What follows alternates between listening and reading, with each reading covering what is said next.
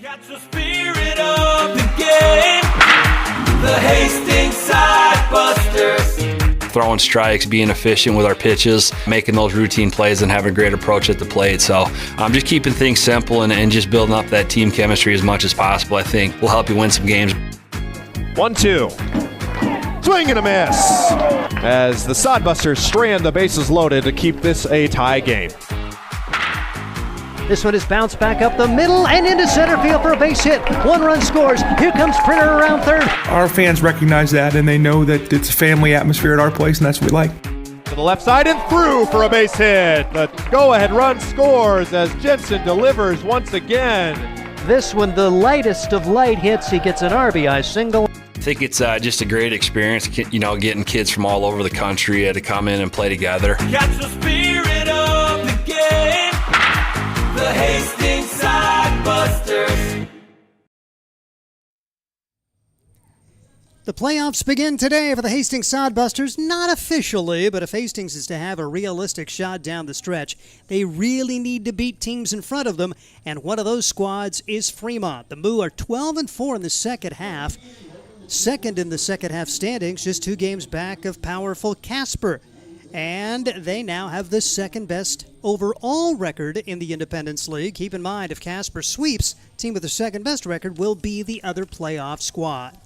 As the Sodbusters need a series win and may need a sweep to have a fighting chance down the stretch. Hastings has now lost 5 in a row to Fremont after they won 3 out of the first 4 against the Moo.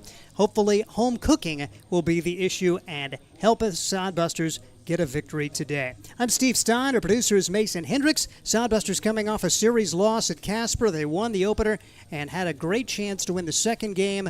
Saw Casper come back to win it and then got off to a really slow start in the Sunday contest before rallying to within 2, but the Sodbusters could not beat Casper. Ended up winning 2 out of 7 of those games. Probably needed to go 4-3 to have a real good chance down the stretch to make the playoffs. We'll see how it all works out. Ryan Valenta caught up with the head coach for the Hastings Sodbusters, Danny Weiser. We'll have that interview coming up next from Duncan Field. This is Sodbuster Baseball. Hi, I'm a baseball umpire. My job can get pretty stressful. I have to keep my eyes open at all times, and if I don't make the right call, people boo me. So to relax, I visit a Nebraska lottery retailer like this one and buy some scratch tickets. It always calms me down. Hey, you cut in line. I did not. All right, you're out of here. Hey, he didn't cut. All right, you're out of here. I feel better already. The Nebraska Lottery. Top prize odds vary by game. Dog Roll Patrol provides reliable and professional pet waste management services in the Hastings area.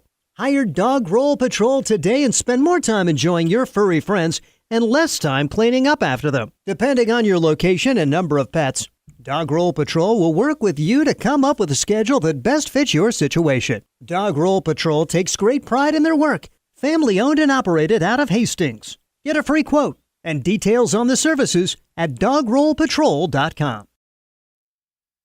On our Sodbuster pregame show, we catch up with head coach Danny Weiser after their 3-game road trip against Casper, where got a healthy dose of potatoes for the last week. Danny, start us off. A couple of hard-fought games, and really one of them you have dominated from start to finish, and the other 2 fell in close games. Just what did you see out of the team in that 3-game series in Casper? I loved our fight. I loved our battle, and I mean, the first game we came out and dominated, and our sticks went off all night long. Cohen had a great start, and the boys played a great hard 9 innings, and then day 2, I thought we played another hard game. It was just 1 inning with pitching that had some mistakes that led us to a loss. But, I mean, the hitters all throughout the series were right on there, and we played a good, hard 7-game series, really, against them. And in that second game, you lost that game by 2 runs, but you out-hit Casper 14-8. Was it just a matter of not stringing those hits together, or just what was the cause of that close loss there? Kind of like I said, we had too many mistakes on pitching and walked too many guys, and that's what kind of led them. And Casper, when we let some of the guys on, 1 or 2 hits, that's all it takes to really score them. And I think we just had too many free bases and 90s as well. So the first road trip for you as a head coach, or you got to go up with the guys alone with other head coach Andy. What was that bus ride up there like, and just what was it like playing on the road for the first time as the Sodbuster head coach? It was a lot of fun. It was a good experience. It was definitely different. Long bus ride out there to Casper, but the bus trip was fun. We had a lot of good games going. Played some cards in the back, but no. And then the road. It was a beautiful field. Great weather. Felt good to be back in some less humid weather, more like my home. But no, and it was definitely different. Had a few F-bombs come at me from the crowd. The crowd was a little ruthless. No, but they were definitely on me a little bit different, which was funny. In my opinion, I kind of laughed. So it was a good 3 days. So was it something like they were just trying to get under your skin, like, hey, here's this young guy who's the head coach now, let's pick on him? Yeah, a little bit. They were kind of getting at all of us, but I think we did a pretty good job not reacting to the crowd and really responding back. All right, and so now that you've had a week complete as the Sodbuster head coach, you've had some experience, you've had a couple of close losses, you've had a blowout loss, and a big win. I mean, just a very up and down week for you as your first week as a head coach. A thing or two maybe that you've learned from that week that you've maybe weren't aware of or didn't know before, and how will you use that going forward as the head coach? I definitely think I learned a little bit about the timing of pulling pitchers and when to really get guys in and who's looking good at the plate, and just making sure that we're setting up our guys the best way. And then I also learned that we need to do a little bit better job not reacting and being less emotional and controlling the dugout a little bit more in between innings. So now Fremont comes to town, probably a sight for sore eyes to get a different team besides Casper in here. 3-game series against a team that's 2 games ahead of you in the Independence League standings right now with the season winding down. Just talk about a preview for this Fremont team, and we're going to be seeing anything different than we saw when we were playing Casper last week? I think you're going to be seeing the same hard effort, and we got Miller Time starting us on the bump, and we're going to come right after them over the next 3 days, and we got to go get them. We're going to be coming out hard. I know the boys are motivated for the series, and we're looking forward to it. All right, that's head coach Danny Weiser ahead of tonight's first game against Fremont. We'll be right back on Sodbuster Baseball. There's nothing like relaxing on a summer day. Nothing like taking in a Hastings Sodbuster baseball game. And there's nothing like an ice-cold Pepsi to make the day perfect. Pepsi Cola of Hastings wants to make your nothing like be the best day it can be, whatever the occasion. Enjoy your favorite refreshing Pepsi product throughout the Sodbuster season and make your nothing like memories. Pepsi Cola of Hastings, a proud sponsor of Hastings Sodbuster Baseball. Hastings Sodbusters Baseball's in full swing, bringing you another fun-filled summer of high-level collegiate woodbat baseball at historic Duncan Field. A great way to spend a summer evening with your families at a Sodbusters baseball game. Go online to HastingsSodbusters.com for their home game schedule or to purchase tickets. Hastings Sodbusters Baseball. It's a hit. Got the spirit of the game. The Hastings Sodbusters. We are down to the final 12 games of the regular season for the Hastings Sodbusters. It's a homestand today as the Hastings team getting set to go against the Fremont Moo. Hastings coming off a series loss at the hands of Casper. Baseball's weird sport. Ryan Valenta, Casper, the team that has been the squad, that is the team, 33-6 on the year. Hastings put up a season-high 18 runs on Friday to get a little mini 2-game streak after they won the final game of the series here in Hastings. And you thought, man, that maybe that gets them going. Had a great chance to win on Saturday. Matter of fact, took a big lead but couldn't make it stick. They were up 6-0 after 4.5, only to see Casper break their heart with an 11-9 win.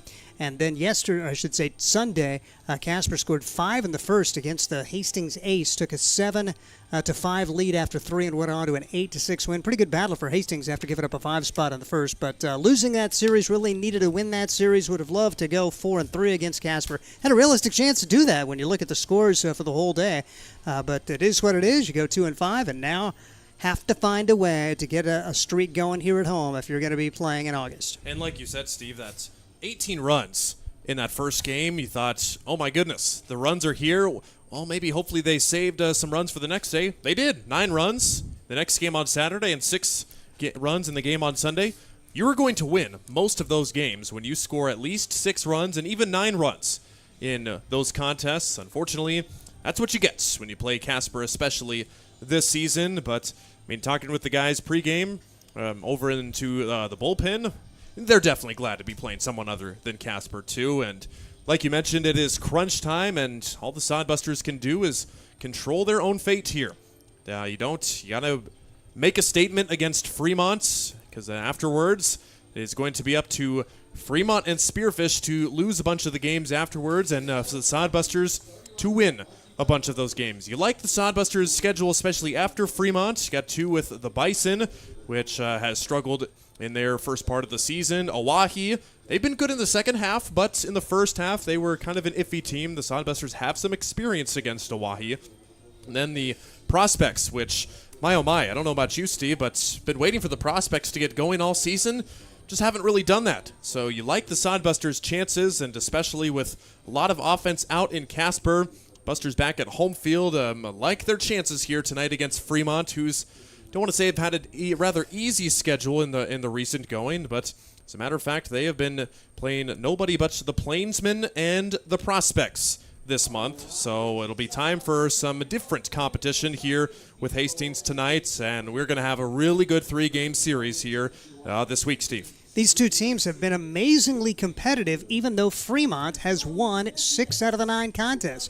I mean, if you pitch to a 3.77 ERA, if you hold the other team to 2.18 as a squad hitting, you figure you're going to win at least half of those. Matter of fact, the two teams have each scored 34 runs against one another, but Fremont has won the close games, and they have won 6 out of the 9. They have won 5 in a row.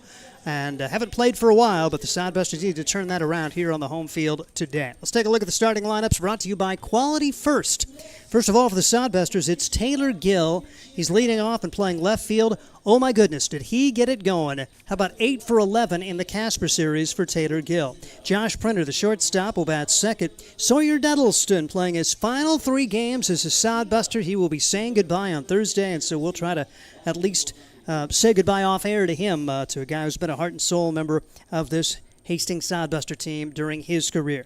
Ryan Jarvis starts at first base. He has been a rock for this team since joining the squad, has worked his way as to one of the top players. Matter of fact, leads the team in runs batted in coming into this series and batting in the 4th spot for the Hastings Sodbusters. Bryce Ronkin plays third base and bats 5th. It's Alexiel Delgado in center field batting 6th. And no, you're not misreading the lineup. There's a Delgado batting in the 7th spot for the Hastings Sodbusters. He is the catcher. Just got into town today, and he will start behind the plate. Sodbusters down to 2 guys at the catcher spot with Matthias Kroll leaving the squad, and so they wanted to get another guy in, and Jared Delgado, who's a Hastings College guy from Broomfield, Colorado, will get the start at the catcher spot today. Nathan Massar is the DH and batting 8th. Then Drew Vega will bat in the 9th spot for the Hastings Sodbusters. What a luxury. Your top guy in the batting order in terms of batting average is batting in the 9 spot. A really chance to jumpstart the offense if you get Vega and Gill going back-to-back with the 9 and 1. And it'll be Marcus Miller time, as Danny Weiser said, for this Hastings Sodbuster squad. Gill, Printer, Duddleston, Jarvis, Ronkin, Delgado, Massar, and Vega, with Miller on the mound. For the Fremont Moo, 12-4 in the second half, second in the standings behind Casper at 14-2. They go with Miles Meadows in center field leading off. Jack Tarosian, one of the newcomers since the last meeting, he's playing left field. Carter Sintek, another of the guys who has joined the team. He was with the squad late last year, South Dakota State guy batting third. Tyrus Petrie is batting 4th and playing right field. Bridger Coleman has been a Sodbuster killer. He's the catcher batting 5th. And then it's Isaac Bonner playing third base, batting 6th. Caden Anderson, a newcomer, a high school grad who's going to be going to the University of Nebraska to play baseball, and he plays second base for this Fremont Moo squad. Parker Mooney plays first base and bats 8th, and Dean Reynolds, the DH, batting 9th. They'll go with Reese Cordum on the mound for the Fremont Moo. He has been a very good player for this Fremont squad. Once again for the Moo, Meadows, Tarosian, Sintek, Petchy, Coleman, Bonner. Anderson, Mooney, Reynolds with Cordham on the mound. Sodbusters under the direction of Danny Weiser, just getting that coaching job. He's from Denver, went to Green Mountain High School, and a recent Hastings College grad. His first head coaching job, for a neat opportunity for him, and finally gets a chance to coach against somebody besides Casper. Meanwhile, Fremont, they are under the direction of a kind of co-head coaching situation. They switched things up with Connor McGonigal, who was the assistant coach last year. He's the head coach this year. Ben Asher is listed as the associate head coach for the Fremont Moo. And the overall records, as we look at the standings, Sodbusters 23-17. They're 2 games back of Fremont in the overall standings. Spearfish is between them at 24-15, a half game behind Fremont. Casper, of course, 33-6 and 14-2. Casper won the first half. If they win the second half, it's the team with the second best overall record. So that would be Fremont, Spearfish, or Hastings. Going to come down to those 3.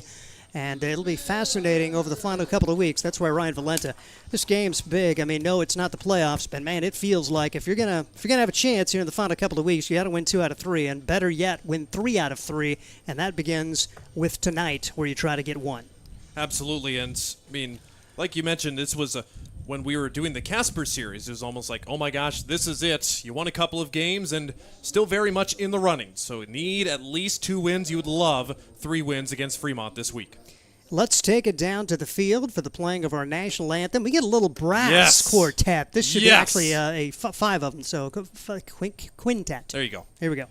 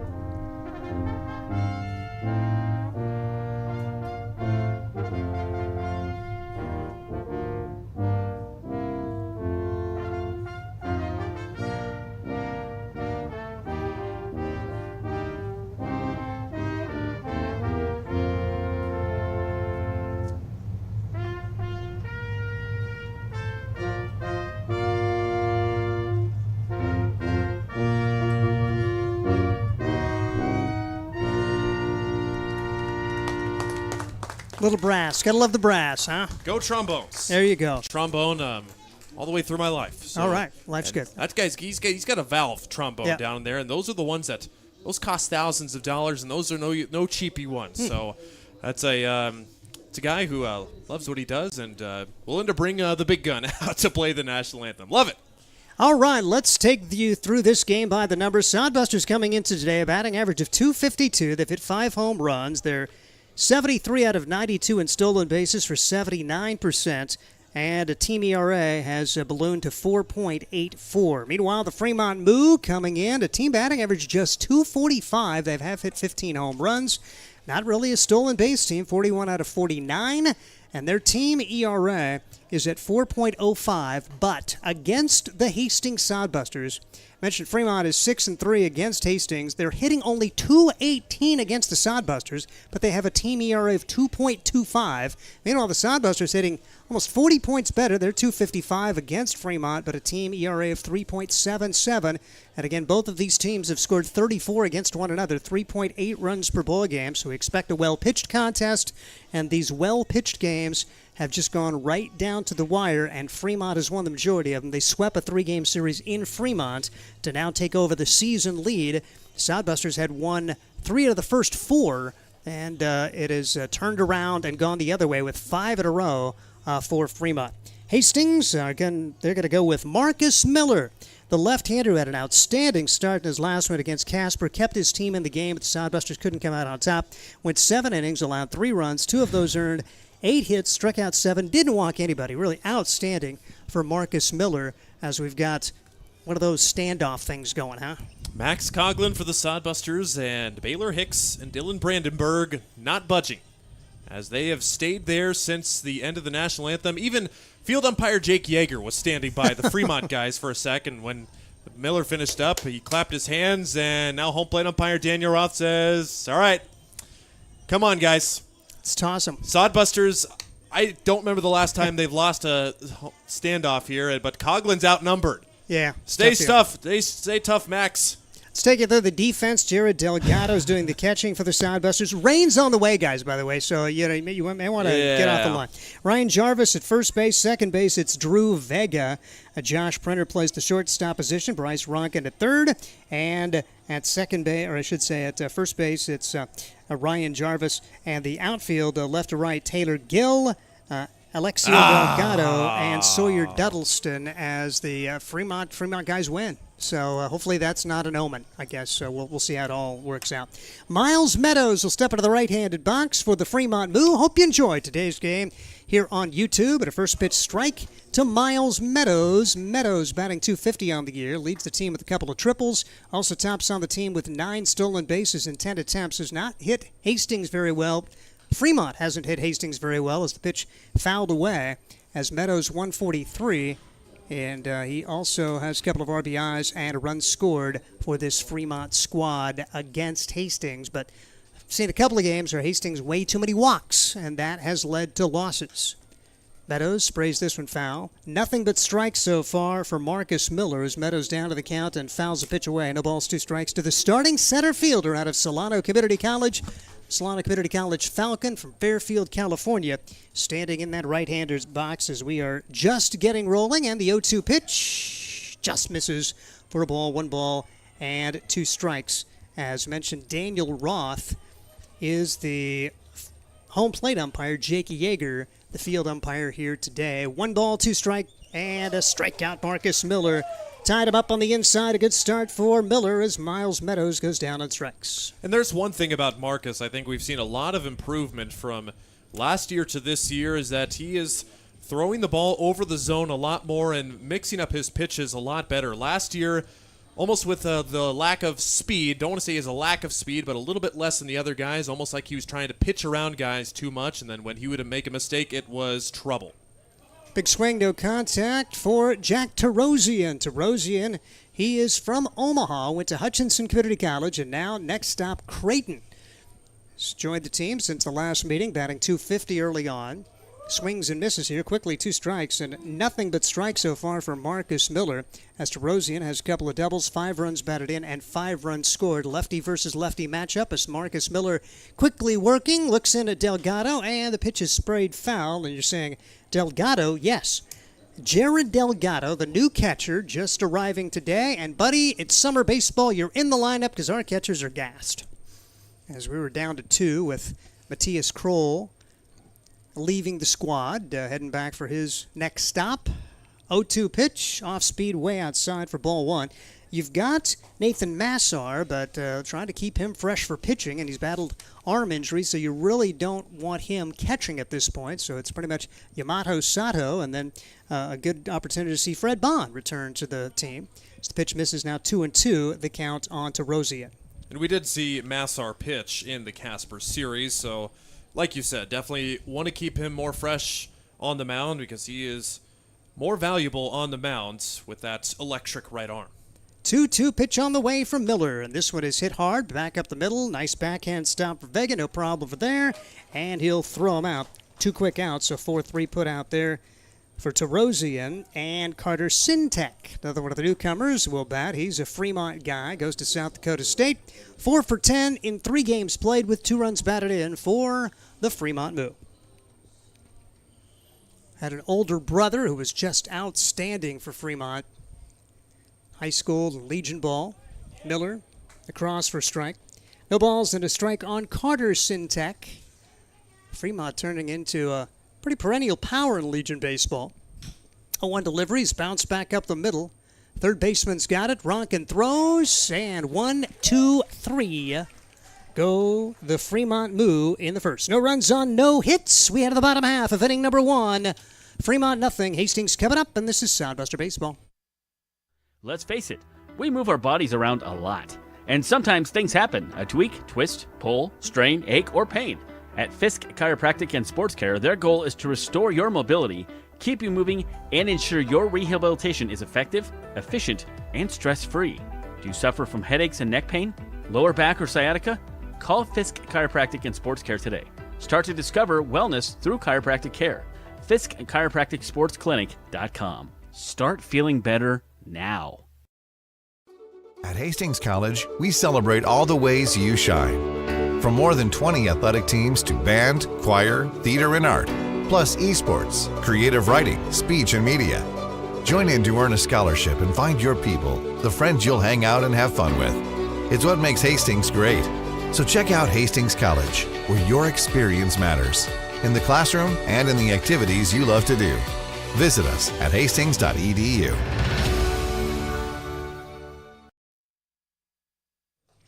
At the bottom half of inning number 1, as we get a look at Reese Cordum, left-hander on the mound for this squad from Fremont, coming in 3-2. At 3 wins, tied for first in the team standings, 3.97 ERA, making his 6th appearance in 22 2/3, allowing 13 runs, 10 of them earned, 25 hits, struck out 17, he's walked 10. He was the losing pitcher against Hastings earlier this year. Back in the third meeting between the squads, went 2 2/3 innings, allowed 4 runs on 4 hits. The Sodbusters hopefully will have a good go at him, as they'll go with Gill, Printer, and Duddleston here in the first. Fremont, their defense, Bridger Coleman behind the plate, Parker Mooney at first base, Caden Anderson at second, Isaac Bonner is at third base, shortstop Carter Sintek, the outfield, Jack Tarosian in left field, Miles Meadows in center, and Tyrus Petchy in right. Sodbusters with the black jerseys today. Don't see these very often. We do see them more than the grays. They wore the grays, I think, for only the second time this year over the weekend. Never seen those at home, but love the black jerseys. They got the bright yellow or gold numbers, if you will. Very easy to read, and we see Taylor Gill step into the left-handed box, and hopefully he can just keep doing what he did against Casper in that meeting in the Mountain Time Zone as he takes strike one. Taylor went 3 for 6 in the first game, 4 for 5 in the second game, and then 1 for 2 in the game on Sunday. That's 8 for 11 to raise his batting average to .407, 11 out of 27 since joining the Sodbusters recently. 1 ball and 1 strike to count on Taylor Gill. Gill also has shown tremendous speed, 9 out of 10 in stolen bases in just 7 games for Hastings. Takes the pitch outside. You'd love to have him aboard. So you've got Gill. You already got Vega on the team, who was the leadoff man. He's been displaced and put to the 9 spots. You've got your leading hitter on the season batting in the 9 spot with Gill in his emergence at the top of the order. It wasn't the offense that was the problem at Casper's. Hastings went into that series batting .203 on the road. They raised their team batting average by 28 points over the 3-game series, but lost 2 of 3 and had a tough time shutting him down as the pitch swung on and missed. It was in the dirt. And a pick up and a throw to first, so a strikeout for Gill to open the game. Got ahead in the count, but could not battle back, and he strikes out to begin the contest. A tall left-hander on the mound. Lefty-on-lefty matchup, you will take that all day if you're a pitcher there. And with the tall frame of Cordum, he definitely lunges a little bit farther to home plate, and it may cause Sodbuster hitters have a little bit less time to react to these pitches tonight. Here's Josh Prenner has gotten it going as well as he takes the first pitch and fouls it down the right field line. Raised his batting average to .273. In the Casper Series, 6 out of 15, including a couple of multi-hit games. 2 for 6 in the first game, 3 for 4 in the second game, and swings and misses way behind that offering of Cordum, and he's quickly down to the count, no balls and 2 strikes on Josh Prenner. Home run, 2 triples, 6 doubles, 19 runs batted in, and a team-best 23 runs scored this year. Bounces this one back up the middle, no problem for the second baseman, is the first chance for the recent high school grad, Caden Anderson, as he's able to gun down Josh Prenner. And the pitchers dominate early on, 5 up, 5 down between the two teams, and here is Sawyer Duddleston. Duddleston, right-handed hitter, playing in his final 3 games for the Hastings Sodbusters, as he is going to be leaving the team after Thursday, so we'll be sad to see that guy go. A fixture on the squad a couple of years ago, and has been a leader this season. Sawyer takes, and guess what? Sawyer Duddleston is hit by the pitch, and he is now hit by the pitch for the 19th time this year. He didn't even get hit in that Casper series. I thought, man, he's in an HBP slump. First pitch today, Sawyer's back in a groove. He was wearing, he has to change his jersey number to 19 now because he was wearing 18, the number of times he's been hit by a pitch for the longest time. And, of course, there was that controversial one in Casper where he allegedly got hit by the pitch and the home plate umpire didn't think so, and the rest was history in that game. Here's Ryan Jarvis. Jarvis now locked into the 4th spot of the batting order, taking ball 1. 1 ball and no strikes on Ryan's. Really been swinging it well. 279, 338 here at home. A team best 3 triples, and he is now first on the team in runs batted in with 22 as he sprays this one on the third base side. Foul territory, and back to make the play is the Fremont's third baseman Isaac Bonner, and so the 2-out hit batsman does not cost Reese Cordham. And both pitchers pretty much roll through the first inning. No runs, no hits, 1 man left for Hastings. We head to the second. No score. This is Sodbuster Baseball.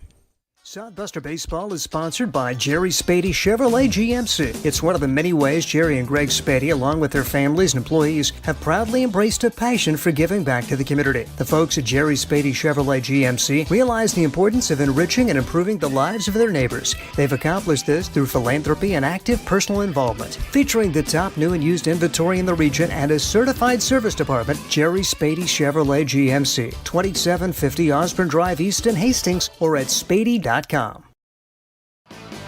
Make your next pit stop at the Coach's Corner. A friendly staff and a deep lineup of snacks. You can find Coach's Corner in North Hastings on Osborne Drive East. More than just a gas station, Coach's Corner is the place to get delicious pizza made fresh for you and your family. Don't take our word for it. It's so good it'll be featured at selected Sodbuster home games this season. For a convenient and clean experience, be sure to check out the new convenience store in North Hastings, Coach's Corner. Head of the second inning, no score. Fremont with 1-2-3. Sodbusters had a 2-out base runner, but nothing to show for it. Tyrus Pecci, Bridger Coleman, and Isaac Bonner trying to gain the measure of Marcus Miller, who threw 13 pitches. 10 of them were strikes in that first inning. And Pecci steps into the right-handed box. Batting .327 on the year, a home run, a triple, has knocked in 6 and scored 5 times, and he has not done well against Hastings, 0 for 9, as he takes a first pitch strike, no balls, and 1 strike for the number 4 hitter in the Fremont lineup.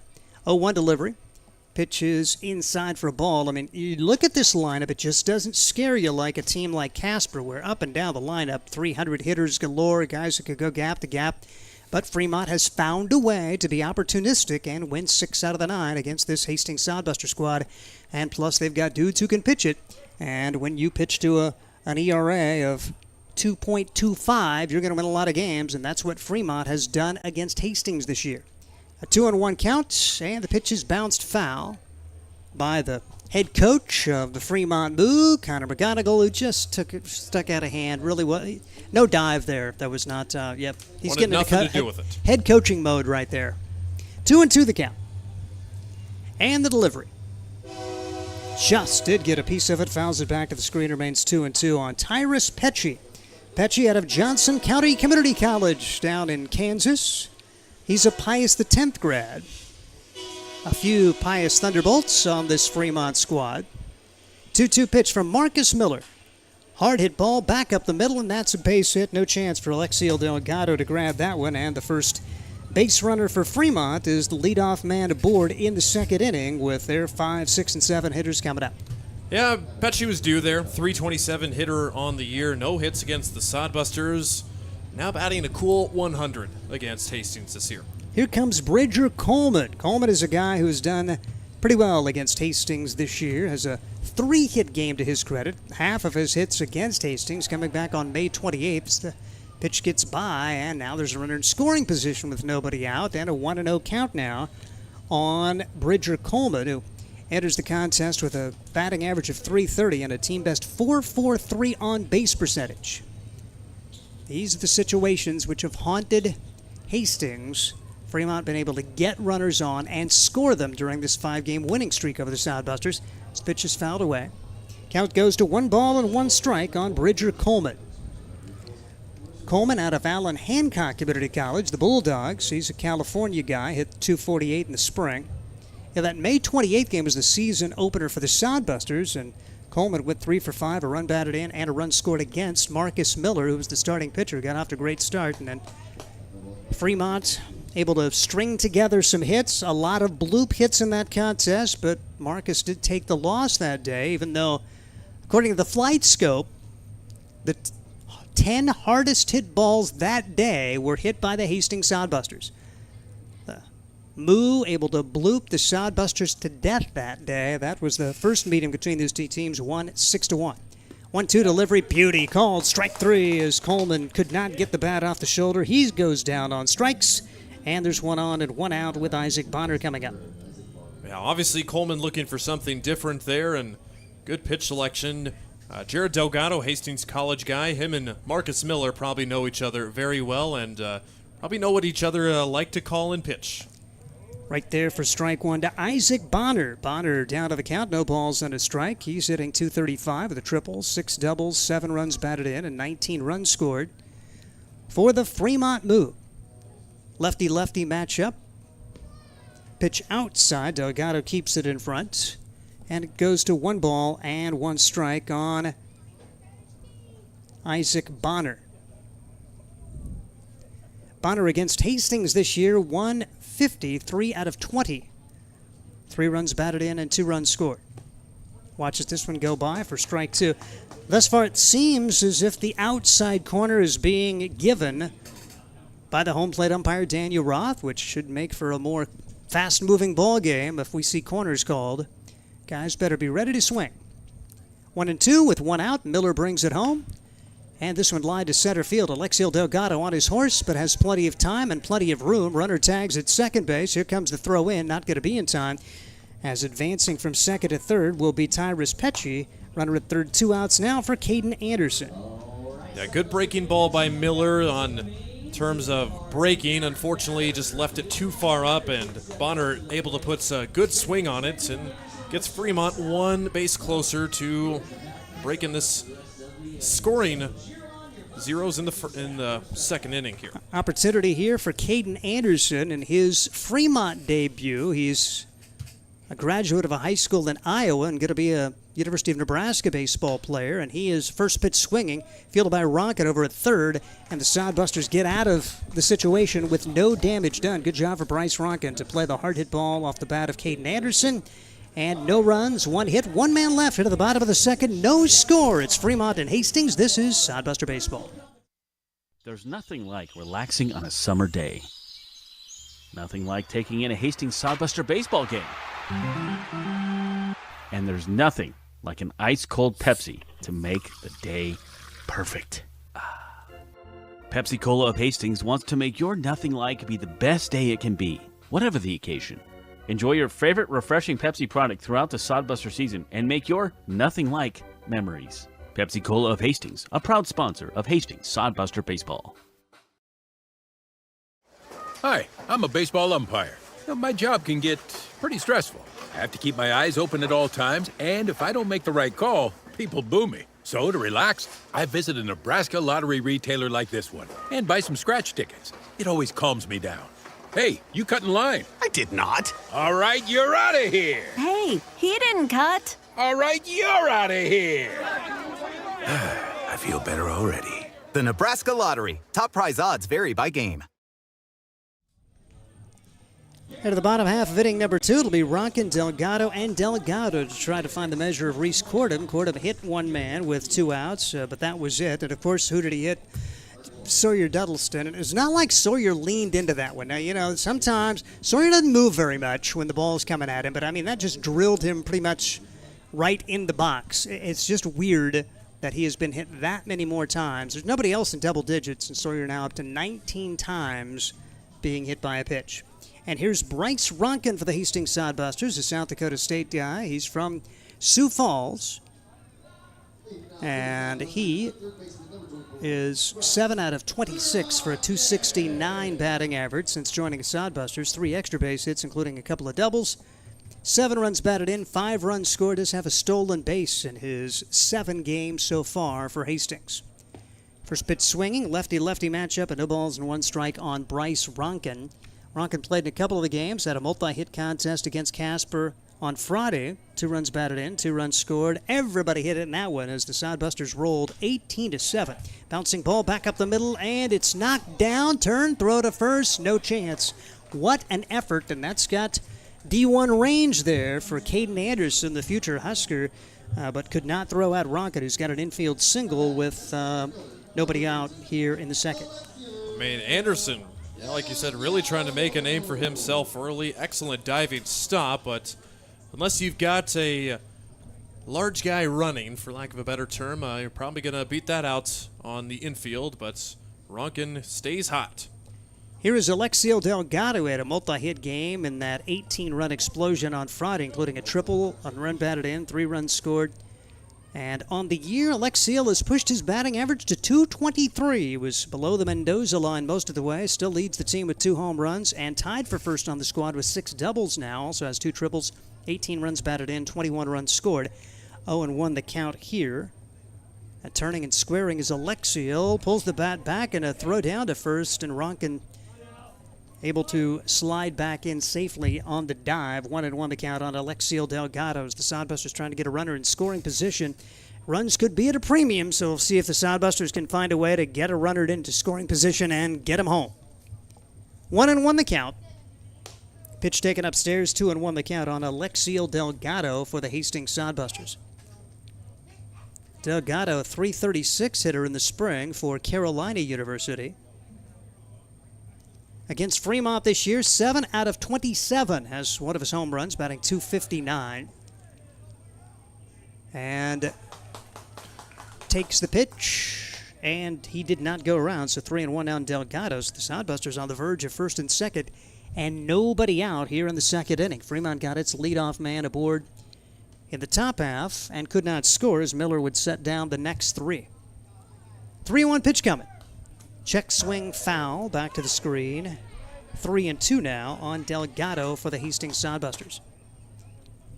9 of the 12 meetings, Hastings and Fremont, here in Hastings this year. Sodbusters were swept by the Moo in Fremont to turn this season series around as they've now won 5 in a row and 6 of the 9. If the Sodbusters at one point had won 3 of the first 4, including 3 in a row. 3-2 pitch on the way to Delgado, and able to fight that one off, gets another crack at it at 3-2. Sodbusters lost the series opener 6-1 back on May 28th, but then swept a doubleheader 3-1 and 5-1. Took a 3-1 victory on June 17th, but then lost on the 20th and 21st in Hastings, and then 3-game series win to open the second half, and Hastings has been clawing their way out of the hole since. 3-0, 3-2, and 8-5 on the 24th, 25th, and 26th. Meanwhile, Fremont's rolled in the second half, 12-4. Spearfish 10-4, Casper 14-2, Oahe 8-6. Hastings actually in last place in the second half standings, but with their solid first half, right in the hunt for the second best overall record, just behind Fremont and Spearfish. Another 3-2 pitch on the way after a foul ball. Swing and a miss. Good job for Cordham to win the battle. Sodbusters can't advance the runner from first. 1 on and 1 out for Jared Delgado. I mean, isn't that just crazy to hear that Sodbusters just 1 game under 500 in the second half, last place? Yeah, because the travel teams are doing nothing. The Prospects are 1-10, the Bison are 1-9, and in the second half, the Plainsmen went 1-11. So those teams are not helping anybody.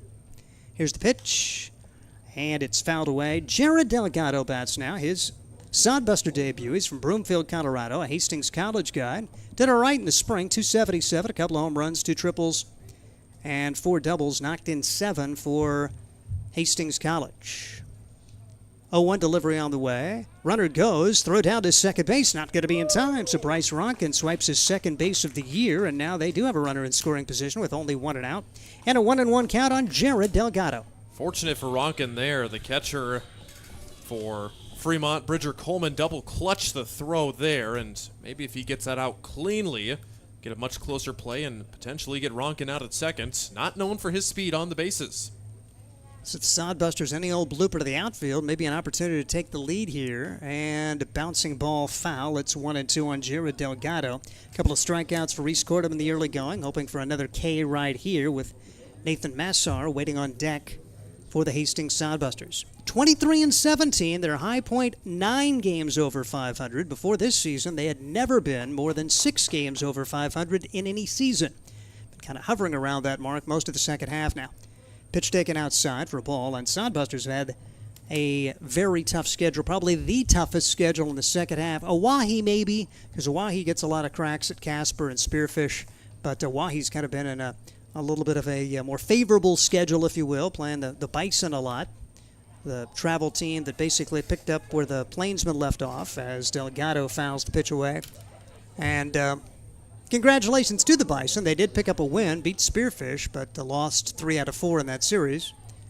Oahe beat Spearfish yesterday. That was good news for both Fremont and Hastings. 6-5 the final in that contest. The only other matchup today, the Bison and Casper. 2-2 the count, 1 on and 1 out. And the pitch to Delgado. Off speed, bounce to the left side. Third baseman charges, has got it. Sets low throw, dug out, and advancing will be Ronkin. Really good job there to save his third baseman an error as we see Parker Mooney dig it out on the throw from Isaac Bonner. Runner at third and 2 outs, and Nathan Massar tries to bring home a run. Yeah, heck of a dig by Mooney there, and with the spacious foul ground here at Duncan Field, that would mean a run and probably a guy at third if that pitch or that thrown ball gets away. And we'll see if Massar can come through. Doesn't get a whole lot of at-bats. He's in the DH spot today. No balls and a strike after he fouls the pitch away. 176 for the season, 3 out of 17. 2 runs batted in, 3 runs scored. He's played 6 games. Done a little bit of catching, but the guys they've lost in the pitching staff, if he's healthy, he needs to concentrate on that aspect of his game. Losing guys like Jack Kruger and Jude Sundquist in that pitching staff in particular here in the second half. 1-1 pitch, take it upstairs. 2-1 now on Massar, trying to come through and bring a run home from third. About as good as it gets. 79 degrees, not much humidity.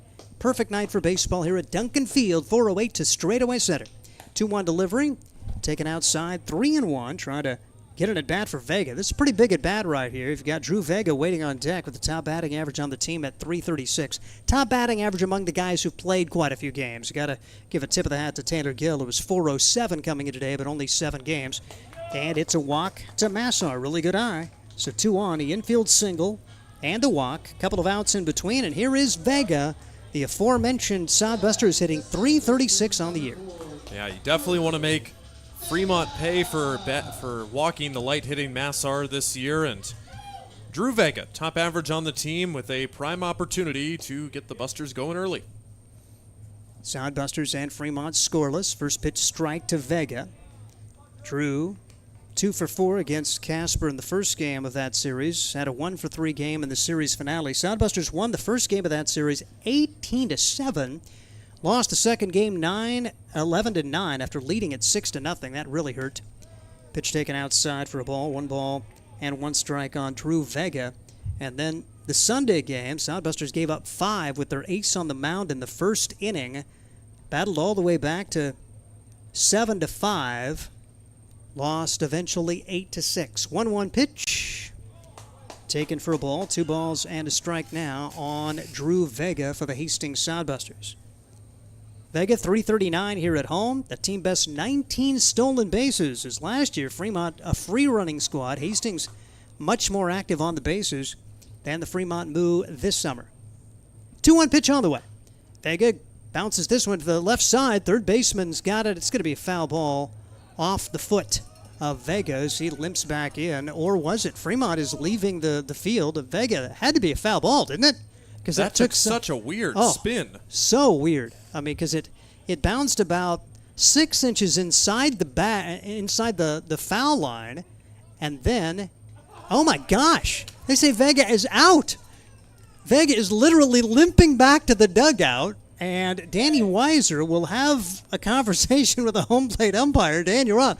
And I'm not sure, Vega is not a drama major, I don't believe, but that is an amazing acting job if he did not foul that off his own foot. And how he was able to get that kind of spin on it was pretty amazing, too. But the Sodbusters are going to be out here, and that really hurts. And, I mean, you can't act like that or think about that on the fly. It's not something that you think about. And looking at the replay out of the box, he hops up like, oh, I got my toe. And yeah, I mean, the home plate umpire has to use some judgment there and realize that balls just don't spin like that, especially on turf. So Fremont gets away with one there. Oh, boy. Well, we head to the third inning. We'll hear more from Ryan when we come back. Still no score. The Sodbusters and the Fremont Moo. Hastings Sodbusters baseball's in full swing, bringing you another fun-filled summer of high-level collegiate woodbat baseball at historic Duncan Field. A great way to spend a summer evening with your families at a Sodbusters baseball game. Go online to HastingsSodbusters.com for their home game schedule or to purchase tickets. Hastings Sodbusters baseball. It's a hit. Got the spirit of the game. The Hastings Sodbusters. Dog Roll Patrol provides reliable and professional pet waste management services in the Hastings area. Hire Dog Roll Patrol today and spend more time enjoying your furry friends and less time cleaning up after them. Depending on your location and number of pets, Dog Roll Patrol will work with you to come up with a schedule that best fits your situation. Dog Roll Patrol takes great pride in their work. Family owned and operated out of Hastings. Get a free quote and details on the services at dogrollpatrol.com. Welcome back to Sodbuster Baseball. I'm Ryan Valenta, joining you for the next couple of innings. Driving you through innings 3 and 4. Marcus Miller for the Busters back out for his third inning of work. 8, 9, and 1 due up for the Fremont Moo, and Parker Mooney is the first batter against Miller. He's quickly down in the count, 0-2. Mooney just appearing in 16 games for Fremont this year, one of the lower averages on the team, $189 with 10 hits. Against the Sodbusters in 4 games, has 3 hits in that series. That one off the leg of Mooney, and he stays alive, 0-2. Mooney 3 for 14 against Hastings in 4 games this year with 3 walks and 5 strikeouts.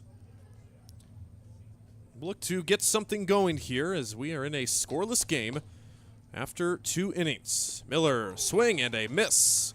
Mooney goes down on strikes and not close to that breaking ball. Third punch out for Marcus Miller in his outing, and now the bottom of the lineup in Dean Reynolds. Reynolds, the designated hitter. And we say how interesting it is that a designated hitter is batting in the 9-hole, but summer baseball, you can see just about any guy almost anywhere, just depending on where the head skipper decides to put his batter. Dean Reynolds is batting just 116 in 17 games on the summer. 5 hits in 43 tries. One of those came against Hastings in 2 games he's played against the Sodbusters, but Miller falling behind, swinging 2-0 through the hole on the left side, and Fremont has their second hit of the contest. Reynolds stands at first with a 1-out single. Got the pitch he wanted, ahead in the count, 2-0, and placed it perfectly between Ronkin and Printer on the left side, and that brings up the top of the order in Miles Meadows. First time through the lineup for Fremont. Couple of hits, no runs, and 3 strikeouts. No walks yet for Marcus. An excellent sign, which has plagued the Sodbusters. Meadows rips it down the left field line, but that will get foul. Meadows puts a good swing on it, but it's just allowed for strike. Meadows' .250 average coming into tonight's ball game. 24 hits for his summer season, but just 2 hits against the Sodbusters in 5 games this season. Again, these two teams have played each other 9 times. Ground ball to second base. Tag, I believe, was missed at second base. It was, but they get the out at first. So the Sodbusters get 1. Credit Drew Vega for almost turning the double play, but his tag just a little wide of Reynolds, who is safe at second. Meadows is out. And big credit to Jake Yeager in the perfect spot, was able to see that tag missed, and Vega may have tried to sell it, but a really good call on the runner's scoring position now with 2 men out. Well, Vega got a close one called against him. Why can't we get one like that? We take it. Well, as it stands, it was the correct call, of course. But now a runner in scoring position. It's lined into center field for a base hit for Teresian. The throw is offline, but the runner holds, and both runners will hold. Reynolds stays put at third base, and Tarosian, he has a 2-out single, but cannot drive home the run. The Sodbusters keep the Moo off the board for the moment. Yep, fortunate that Fremont did not send Dean Reynolds right there. And Delgado came up, had a decent chance to make a good throw, but it was offline a little bit. And keeping it from going to the backstop there was the catcher Delgado, but it bounced away from him. And Fremont certainly could have scored a run. And now, big pitch coming up here to Carter Sintek. And Sintek, like we mentioned, one of the guys on last year's roster. Runner goes. Delgado throws through. The throw is not in time. Vega thought he got him. Vega was headed to the dugout. The runner at third did not go home, and the runner, Jack Tarosian, welcome to Fremont. Asked right away in the first game of the series to try and make something happen. Again, Fremont's not the free-running team like they were last year, just their 42nd stolen base in 40 games this summer. Now 2 on the pond for Carter Sintek, who's down in the count, nothing, and, it's 1-1. Scoreboard has it wrong. First pitch was a ball, that one a strike. And Sintek trying to play the hero early on to give Fremont the lead. Foul ball down the left field side, 1-2. Parker Mooney led off this inning with a strikeout. Then a ground out sandwiched in between 2 singles, and Sodbusters fortunate to keep this scoreless for the moment. Miller and the Busters 1 pitch away. See what Marcus dials up here ahead in the counts. The pitch grounded to the left side, through for a base hit. 1 run is in, and here comes the second runner. The throw is cut off, and the throw home is wild and gets all the way back to the screen. Sintek advances to second. And not the best relay by the Sodbuster outfield to potentially cut down the second run. Instead, it's a 2 RBI single for Carter Sintek. Welcome back to Fremont to give the Moo a 2-0 lead. Vintage Fremont. The Sodbusters have had a heck of a time shutting Fremont down in clutch situations. Large 2-out hit there. And yeah, it would have been interesting to see Taylor Gill's throw go all the way through and see what happens. And there was just a little bit of hesitation there for Bryce Ronkin. And then when he did throw wildly to allow the runner to go on to second, that will be a Sodbuster error to get the runner into scoring position, Sintek. Yeah, it's almost like Ronkin either didn't realize the second runner was coming or thought he had no chance to throw out the runner, because he just kind of turned around and then realized he had a shot at home plate, but made a poor throw.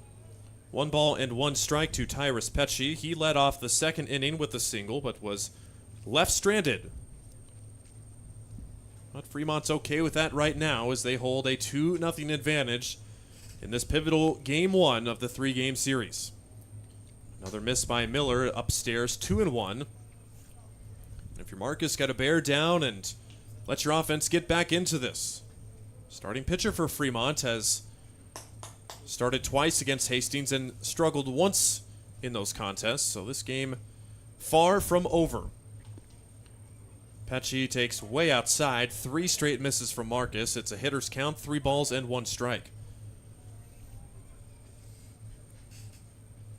And Fremont would love to sweep the series and really have themselves in command, potentially setting up a rematch of last year's Independence League Championship Series.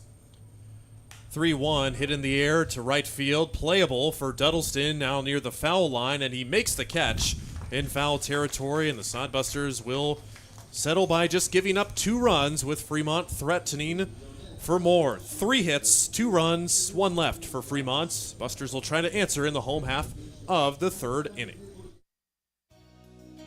Blue Fork Kitchen features elevated comfort food in a family-friendly, fast casual environment. With a full menu, you can sit down for a nice meal or order online for pickup. From salads and wraps to burgers and steaks, Blue Fork Kitchen has your kind of food. Open Tuesday through Thursday, 11 to 9 p.m., and Friday and Saturday, 11 to 10 p.m., with a special brunch buffet Sunday from 9 to 2 p.m. Blue Fork Kitchen is located in the Cimarron Plaza, 38th and Osborne Drive in Hastings. Like them on Facebook. Hastings College, we celebrate all the ways you shine. From more than 20 athletic teams to band, choir, theater, and art, plus esports, creative writing, speech, and media. Join in to earn a scholarship and find your people, the friends you'll hang out and have fun with. It's what makes Hastings great. So check out Hastings College, where your experience matters, in the classroom and in the activities you love to do. Visit us at hastings.edu.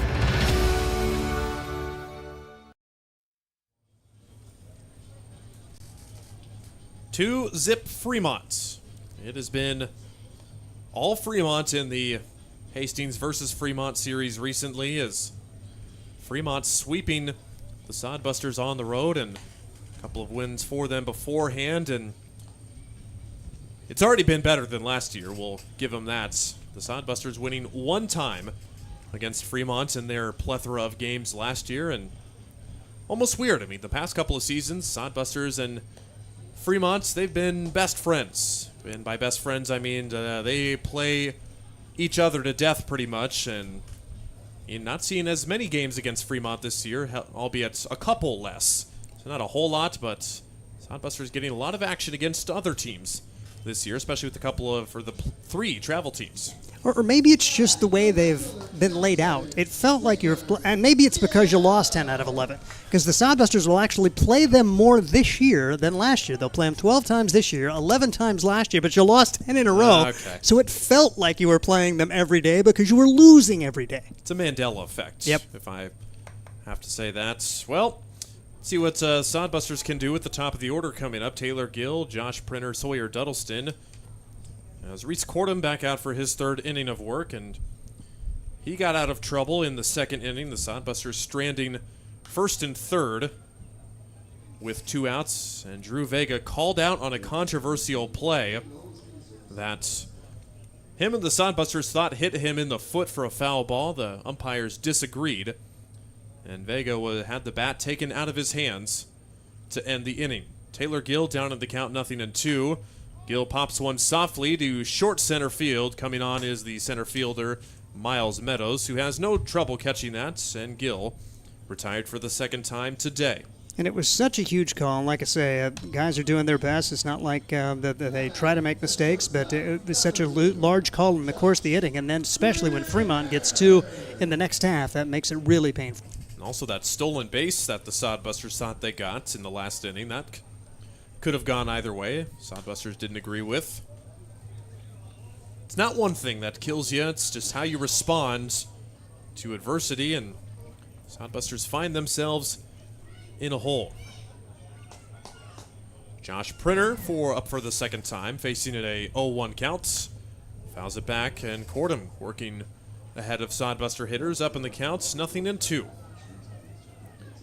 Printer grounded out to 2nd base his 1st time up. And like Steve mentioned, had a very nice road series where he recorded multiple hits. Grounds this one up the middle, ranging over his Syntec. The shortstop throws on the run just ahead of Printer for the 2nd outs.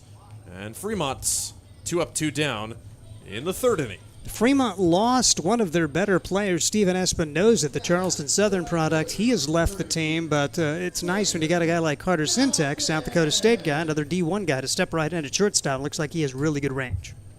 Sawyer Duddleston still wearing 18, even though he's now been hit by 19 pitches. We joked about that earlier. See what Cordham can do with him, and pops it up on the first pitch into left field. Terosian has no trouble with the sun and puts it away. The Busters go down 1-2-3, and nothing doing. We'll go to the 4th inning with Fremont leading 2-0. Sodbuster Baseball is sponsored by Jerry Spady Chevrolet GMC. It's one of the many ways Jerry and Greg Spady, along with their families and employees, have proudly embraced a passion for giving back to the community. The folks at Jerry Spady Chevrolet GMC realize the importance of enriching and improving the lives of their neighbors. They've accomplished this through philanthropy and active personal involvement. Featuring the top new and used inventory in the region and a certified service department, Jerry Spady Chevrolet GMC, 2750 Osborne Drive East in Hastings, or at spady.com. Core CPAs is your locally owned, full-service accounting firm. Our team of professionals have years of accounting experience and focus on building in-depth relationships with our clients. Our comprehensive and customized solutions are tailored to your specific needs. We pride ourselves in our commitment to integrity, objectivity, and professionalism. At Core CPAs, we provide tax services, payroll, bookkeeping, assurance and financial reporting, and much more. Visit our website at corecpas.us. 3 innings complete at Duncan Field in Game 1 of this pivotal 3-game series between the Hastings Sodbusters and Fremont Moo. Fremont getting their couple of runs back in the last half of their at-bats in the 3rd inning. And those games runs came not without some controversy, which Sodbusters will hope to battle back from. All they can do is put some zeros up on defense and hopefully get the offense awake, which scored more than several, loads of runs in their 3-game series against Casper. See if they can get it going against Fremont. First pitch from Marcus Miller is just missing to Bridger Coleman. Coleman, the Moo backstop, struck out looking in his first at-bats. 0 for 1 tonight, and .330 on the season for Fremont. And we mentioned Fremont's average doesn't blow you out of the water by any means, .245 on the season, but their team ERA, which has risen a little bit, .305 on the season. Down the right field line, Duddleston giving chase. It's foul by about a foot. And Bridger Coleman barely misses extra bases. A break for the Sodbusters. Doesn't feel like much has gone their way in the early going, and hopefully take advantage of that. Well, Coleman has a long walk back to home plates. He was thinking extra bases, and so was I. But it's a loud strike 1. Coleman ahead in the count 2-0 and picking on a good pitch, but coming up empty. Pitch from Miller. This one hit hard to shortstop on one hop. Printer, the throw over is in time. Jarvis collects it. 1 up, 1 down for Miller in the 4th inning. And the Sodbusters retired the leadoff guy, and something that they've either done very well or not so well here at home this season. 3 with Fremont, then a day off, and then the Bison will be in Grand Island for 2. So if you're coming to the central Nebraska area, a couple at Ryder Park and Grand Island coming up this weekend. Ryder Park, obviously not Duncan Field by any means, but for all who badmouth Ryder Park, my first time up there was last season, and I was expecting to be sitting on a broken wooden chair and cracked glass in the press box. Nothing of the nature. Oh, they've got a nice press box. They do. Mm-hmm. It was nice. And Ryder Park also due for some big upgrades, too. I believe city legislation has given Parks Department some money to give Ryder Park some upgrades, which will be nice to see. 0-2 pitch, roped into the gap for Isaac Bonner, and that will get down, and Bonner can run forever. It's finally dug out to the corner by Sawyer Duddleston, but not before Isaac Bonner slides into third base with a triple. And a 1-out base runner, Fremont. Isaac Bonner crushing the 0-2 pitch for a triple. No doubter, the second triple of the year for Isaac Bonner, as he has not hit Hastings well. Not many have, but timely hitting, and now if they can just do fundamental ball, Fremont takes a 3-0 lead with a runner at third and only 1 man out. See what's the Moo draw up with pretty much 1 out to give here. Don't have to get Bonner home in this at bat, but she'd definitely like to. First pitch just misses. According to home plate umpire Daniel Roth. Caden Anderson, Iowa high school graduates. We told you you're going to be a Husker. Coming up this spring, he grounded out to third base. That one also called a ball. And for the strike zone of Roth, Daniel Roth early, those appeared to have been called strikes, but not this time. Anderson 0 for 1, trying to chase his teammate Bonner home at third. Takes a mighty hack and almost corkscrews himself into the ground and barely gets a piece of it for a foul ball. Seeing that 405 sign, high school grad, let's see what we can get done here. Make a name for yourself early on in Husker lore. You know, I don't care who does it, but Still have yet to see a home run here at Duncan Field this year. I care. I want to see a Sodbuster do it. I want to see this guy. All right. It was Fremont was the lone visiting team that hit a home run here last year, and that was on the 4th of July to dead center field. Ugh. 3-1 pitch in the air to right field, but will get foul, and now a full count to Caden Anderson. He doesn't get cheated. No, Anderson putting some big swings on the baseball in the early going. Sodbusters fans wanting some beer because realize this is the beer batter. Ground ball up the middle, and that will get the run home and give Caden Anderson the hits that he was looking for in the early going. And Caden Anderson, first hits as a Fremont Moo in his first game. Anderson, a high school grad. The Sodbusters a few years ago had a high school grad. Matt Hallback went on to UC San Diego, and congratulations, a 2021 Sodbuster and a 2024 MLB draft pick as he was the 10th rounder for the Chicago Cubs. Congratulations to him on to the majors, former Sodbuster. In the air for Parker Mooney, picks on the first pitch and pops out to Bryce Ronkin at third base. And there's the second out. You would have loved that a batter ago. But now you just have to limit it to the one run. And Dean Reynolds will try to keep the Fremont line moving and turn it over to the top of the order. Reynolds 1 for 1 tonight. His single in the third inning. He also came around to score. Called strike one. Miller gets on top, and he's had to work a little bit this inning. Now over 60 pitches on his outing and trying to get through the fourth inning. Cracked into the air to center. Delgado on his horse, racing back. It's still carrying, but Delgado is there. That ball just kept slicing away, but the speedy Alexiel Delgado runs it down to save potentially another Fremont run. It's 3-0 after 3.5 innings. Fremont gets another, and the Sodbusters will try to come back in the fourth inning. Make your next pit stop at the Coach's Corner. A friendly staff and a deep lineup of snacks. You can find Coach's Corner in North Hastings on Osborne Drive East. More than just a gas station, Coach's Corner is the place to get delicious pizza made fresh for you and your family. Don't take our word for it. It's so good it'll be featured at selected Sodbuster home games this season. For a convenient and clean experience, be sure to check out the new convenience store in North Hastings, Coach's Corner.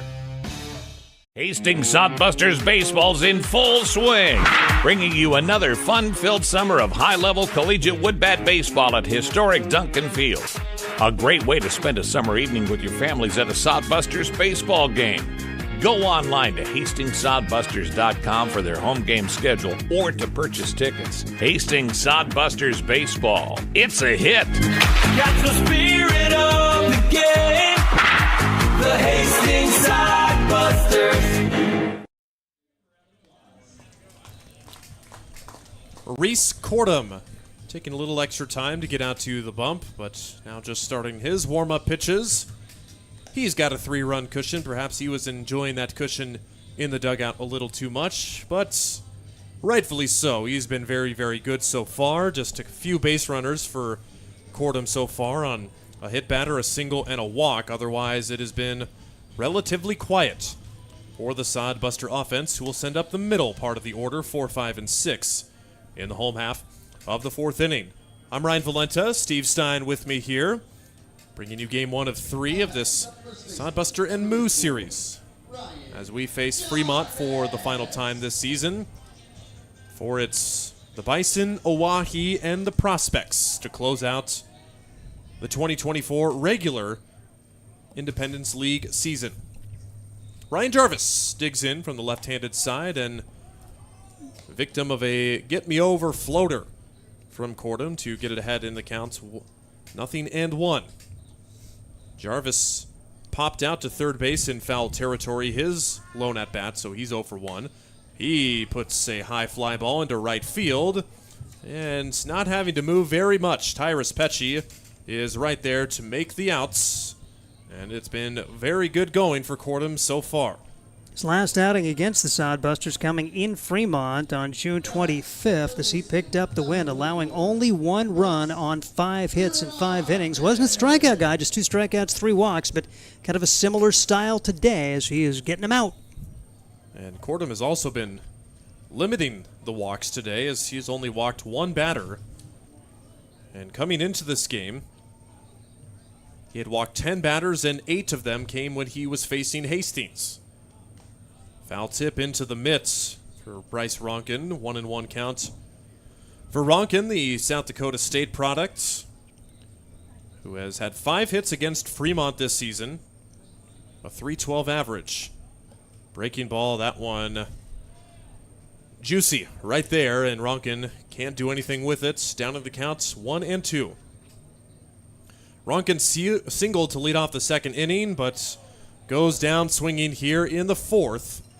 And Cordham punches out his 3rd batter of the evening. 2 up, 2 down for Fremont. Final hope of the inning will be Alexiel Delgado. Sodbusters had that chance back in the 2nd with Vega at the plate. Appeared to foul one off his own foot with runners at the corners, and the Sodbusters haven't really sniffed a base runner since. And Delgado will try and break a streak of consecutive batters set down, and he will do just that. Into the gap, and Meadows cannot get there. Delgado singles, takes a wide turnaround first. The ball briefly gets away from a couple of the middle infielders, but no further advance. And that does break a streak of 6 straight retired by Cordham with a 2-out single from Alexiel Delgado. Good job for Alexiel. Now can they get some 2-out magic with Jared Delgado. Great job for Miles to get over in the gap. I thought maybe that had a chance to plug the gap, but Meadows, tremendous speed out there in center. Sodbusters will turn to the other Delgado, Jared Delgado. Hastings College products. Slash down the right field line, foul. Delgado, like we told you, a very respectable .277 freshman season for the Hastings College Broncos. Well above their team batting average of .239. And not the best of season for Hastings College, 14-35. But they had a couple of big wins in the middle of the season. That's stirred some noise in the NAIA conference out of their usual GPAC conference. 0-2 to Delgado, who grounded out his first at-bat to third base. Looking to keep the line moving and at least, if nothing else, drive up the pitch count of Cordham. Maybe get to that Fremont bullpen a little earlier. 0-2 from him. Grounded foul and past Danny Weiser, and that's head coach right there. Danny made an effort. Looking at you, Connor McGonigal. Still 0-2 to Delgado. And that got a piece of Delgado. I mean, that went a long way down the third base line, but he was limping around home plate. And again, unless he's tremendous actor, just like Drew Vega earlier, who limped up the line after apparently fouling it off his foot, but it was not called that way, and instead turned into an out. 0-2 hits soft liner to center field. Meadows sprints in and hauls it in. Meadows looking like Usain Bolt out there, also having to catch a ball in the process. He does so, and the Sodbuster 2-out single is left stranded. 1 hits, 1 left, nobody home. It's still 3-0 after 4 innings of play. There's nothing like relaxing on a summer day. Nothing like taking in a Hastings Sodbuster baseball game. And there's nothing like an ice-cold Pepsi to make the day perfect. Pepsi Cola of Hastings wants to make your nothing like be the best day it can be, whatever the occasion. Enjoy your favorite refreshing Pepsi product throughout the Sodbuster season and make your nothing like memories. Pepsi Cola of Hastings, a proud sponsor of Hastings Sodbuster Baseball. Core CPAs is your locally owned, full-service accounting firm. Our team of professionals have years of accounting experience and focus on building in-depth relationships with our clients. Our comprehensive and customized solutions are tailored to your specific needs. We pride ourselves in our commitment to integrity, objectivity, and professionalism. At Core CPAs, we provide tax services, payroll, bookkeeping, assurance and financial reporting, and much more. Visit our website at coursecpas.us. 4 innings complete. Marcus Miller back out for inning number 5. And Fremont still leads it 3-0. And Steve Stein will take us through this 5th inning. Thank you very much, Ryan Valenta. The Hastings Sodbusters trying to find a way. Meanwhile, Fremont trying to clinch the season series after the Sodbusters had won 3 of the first 4, including 3 in a row, 5 straight for Fremont. And it's not like they've blown them out. A couple of games here with Fremont winning 6-4. That day, Fremont was really reeling coming into that contest, and the Sodbusters just walked them home. Gave up 5 runs the first 3 innings. It was all about the base on balls as Fremont that kind of turned the season series around. Then they would win the next day. Scored in only 1 inning, but they put up 5 runs in the 5th and ended up winning 5-4. And then swept 3 really good pitchers' duels, the 24th, 25th, and 26th, 3-0, 3-2. And the third game was a little more of a slugfest, 8-5. And top of the order coming up for Fremont is Miles Meadows, 0 for 2, a strikeout and a ground out. But Fremont bunching their hits together, getting a couple of runs across the third, and getting a triple and a single in the 4th for the 3rd run. Meadows off the fist down the third base line. Ronkin and Printer converge, and Ronkin in foul territory makes the play. 1 out here in the 5th for the Fremont Moo, leading at 3-0. That'll bring up Jack Tarosian. Tarosian had a single, a stolen base, and a run scored as part of that 3rd. He also grounded out in the 1st. Marcus Miller trying to keep his team close. No action behind him. We did see a guy who was not in regular uniform making some pitches. We believe that was Creed Martin. He was supposed to come in and throw a bullpen today and will likely see the mound tomorrow for the Hastings Sodbusters in some capacity. He's a Kearney guy who's playing his junior college ball at Northeastern in Sterling, Colorado. Want to know the count on Tarosian. And the lefty-lefty matchup, and a curveball just misses for ball 2. 2-0 the count on Tarosian. Miller very sharp in the early going, but has lost it a little bit. He's still been able to throw strikes and hasn't walked anybody, but maybe not quite the razor-sharp command he had the first time through the order. Puts one to the outside corner for a strike here. 2-1 on Tarosian. 2 in the 3rd, 1 in the 4th. Miller needs to put a 0 on the board here because it's certainly looking like Reese Cordham's got his A game. Blew it by him, and Tarosian could not make contact. Marcus sneaky fast, and when you are able to have a good off speed, sometimes that 85-mile-an-hour fastball works. Tarosian stays alive here, 2-2. 85 maybe a little aggressive. I know he's hit 84. I'm not sure if he's got to 85 this year or not, but he's still a lot faster than last year and a lot better control. Really good to see the Hastings High guy progressing here for the Hastings College team and the Hastings Sodbusters. Tarosian continues to foul off pitches and stay alive. 3-0 the score. The Moo on top of the Sodbusters. Yeah, Miller really sitting about the 80 to 82 range tonight, and like you said, I mean, far cry from last year when Miller was probably topping out at about 80 last year, and he's sitting there comfortably this year. 2-2 pitch on the way. Off speed, line, foul. Good job for Tarosian to wait on that one. A really good pitch from Miller, but it was spoiled there. And still 2 balls and 2 strikes on Tarosian with Carter Sintek waiting on deck. Fremont Moo, the defending IBL champs, trying to make it a rematch of last year when they beat Casper in 5. Pitch fouled back. Remains 2-2. What that bat here for Tarosian. Last year, Fremont dominant in the first half, just kind of muddled their way through the second half. Casper, a really good second half to capture the title. This year, Casper still in first place, but Fremont certainly within striking distance as another foul ball for Tarosian out of play. Jack Tarosian able to continue to make Marcus Miller work the pitch count here with 1 out and nobody on. Miller now has thrown 73 pitches trying to get through this 5th inning. Another 2-2 pitch. Foul ball. And that gets so frustrating for the pitcher, too. Got to keep throwing strikes. Tarosian just keeps spoiling those pitches. The future Creighton Blue Jay, who was at Hutchinson Community College, the Blue Dragon down in Kansas, from Omaha. Miller just can't get one by him. The pitch. Guess what? Foul ball. 3 runs, 6 hits for Fremont. No runs, 2 hits for the Hastings Sodbusters, coming in 23-17. Fremont 25-15, but a lot of difference in the second half standings as the Moo 12-4, the Sodbusters 8-9.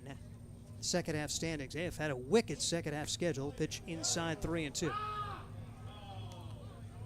Pitch number 11 in the at-bat there, and pitch number 12 coming up, and that was 6 straight foul balls in that at-bat. 3-2 pitch on the way. Hard hit ball, fair, just inside the first baseline. Terosian earned that one. Around first, headed to second. He will try for 3. The throw just now coming in. It's a stand-up, 1-out triple for Terosian. And Carter Sintek will come to the plate. He had a big 2-run single back in the third as extra base hits, and now runner at third and less than 2 outs, and Fremont trying to extend the lead. Oh, how does the saying go? 12th time's the charm. Literally perfectly placed, and with that ball hooking away, Duddleston no chance to limit anything less than a triple to Terosian. Miller brings the pitch home to Sintek, grounds it to the left side, fielded by Ronkin on a couple of hops, throw to first. Jarvis able to pick it off the turf. A large second out there and a chance for the Sodbusters to get out of this with no damage done. You could argue either way. I mean, to send Terosian at home, not that hard of a hit, but obviously you don't want to make yourself an out on the bases. I was expecting to see Terosian break to the plate. Were you, Steve? A little bit, and I was really surprised that Sintek swung at the first pitch after the guy just threw 12 pitches. Let's make him throw some more. Almost a break. Oh, ball right through the catcher here, and a run will score. He got crossed up with Miller. That looked like it was right over the plate. I thought it was a strike. Pass ball will allow a run to score, and Fremont takes a 4-0 lead as Tyrus Pecci at the plate. That broke over and just got by Jared Delgado, and that hurts a lot. 4-0 the score, and Miller throws this one well outside, 2-0 the count. Fremont able to get the runs home, and they need to. Sodbusters just haven't put much of a challenge up against Reese Cordham other than that second inning. Off speed, misses 3-0. Got to be frustrating for Miller, too, after he made the big pitch to get the second out, then allows the run, and may have just lost a little bit of focus here. 3-0 delivery on the way. That's a strike. Danger of walking his first as the pitch count now 81. Trying to get to the top of the fifth here. There's no action behind the Sodbusters. Did see some guys warming up. Michael Hanna, and now a walk will be issued here. So we've only seen 4 men to come to the plate, but it has been a workout for Marcus Miller. And that's due to the at-bat of Jack Terosian, who has the AB of the game. 12 pitches and then a triple. Bridger Coleman trying to keep it going with a 0-for-2 day in his pocket so far. Marcus Miller, a check of the runner, and stepping out is the guy at home, Bridger Coleman. Coleman, a strikeout victim in the second, grounded to Josh Printer at shortstop back in the fourth. Now in the fifth, Fremont has scored in each of the last 3 innings to build a nice working margin. Pitch low, stopped by Delgado, 1-0 the count. Fremont just 2 games back of Casper here in the second half standings. Spearfish looming as well. Those 3 teams, 14-2, 12-4, and 10-4 is a big swing, no contact for Bridger Coleman. We've got a Wahi at 8-6. The Sodbusters 8-9 among the teams eligible for the playoffs. The travel teams have just struggled mightily this year. A combined 3-31 for the Prospects, Bison, and Plainsmen in the second half. Bouncing ball left side, Ronkin, a nice stop. Sets, throws to first, but Fremont tacks on another. 1 run, 1 hit, 1 man left. We head to the bottom half of inning number 5. It's 4-0 Fremont. This is Sodbuster Baseball. Dog Roll Patrol provides reliable and professional pet waste management services in the Hastings area. Hire Dog Roll Patrol today and spend more time enjoying your furry friends and less time cleaning up after them. Depending on your location and number of pets, Dog Roll Patrol will work with you to come up with a schedule that best fits your situation. Dog Roll Patrol takes great pride in their work. Family owned and operated out of Hastings. Get a free quote And details on the services at dogrollpatrol.com. Blue Fork Kitchen features elevated comfort food in a family-friendly, fast casual environment. With a full menu, you can sit down for a nice meal or order online for pickup. From salads and wraps to burgers and steaks, Blue Fork Kitchen has your kind of food. Open Tuesday through Thursday, 11 to 9 p.m., and Friday and Saturday, 11 to 10 p.m., with a special brunch buffet Sunday from 9 to 2 p.m. Blue Fork Kitchen is located in the Cimarron Plaza, 38th and Osborne Drive in Hastings. Like them on Facebook.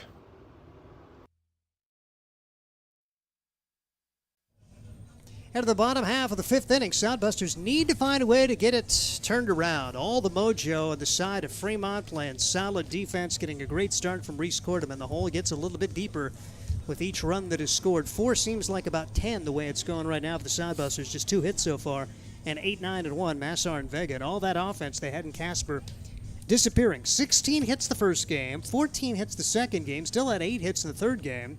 Scoring 18, 9, and 6 runs. The Sodbusters just 2 hits in the first 4 innings here on the home field today. It's a team which is hitting 38 points better here at home than on the road, but not today, as Reese Cordham has been really good. Yeah, that average really swung in the favor of the road series, even though it's still better at home.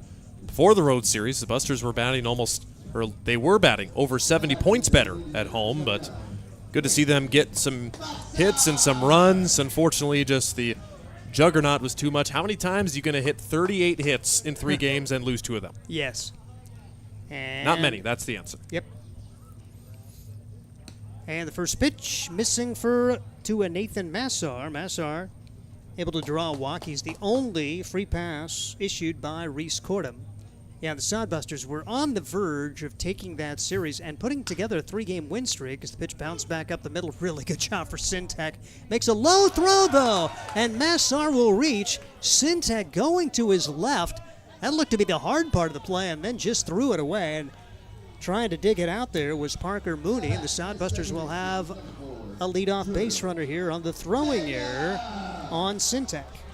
Yeah, Sintek made like you said, the hard parts, but didn't really get anything on that throw, and just really Mooney had a tough hop to handle, and can't blame him. Not a lot of first basemen will make that play there. Here's Drew Vega. Big chance here for the Sodbusters. See if they can turn it around here in the bottom of the fifth. He's bunting, gets it down.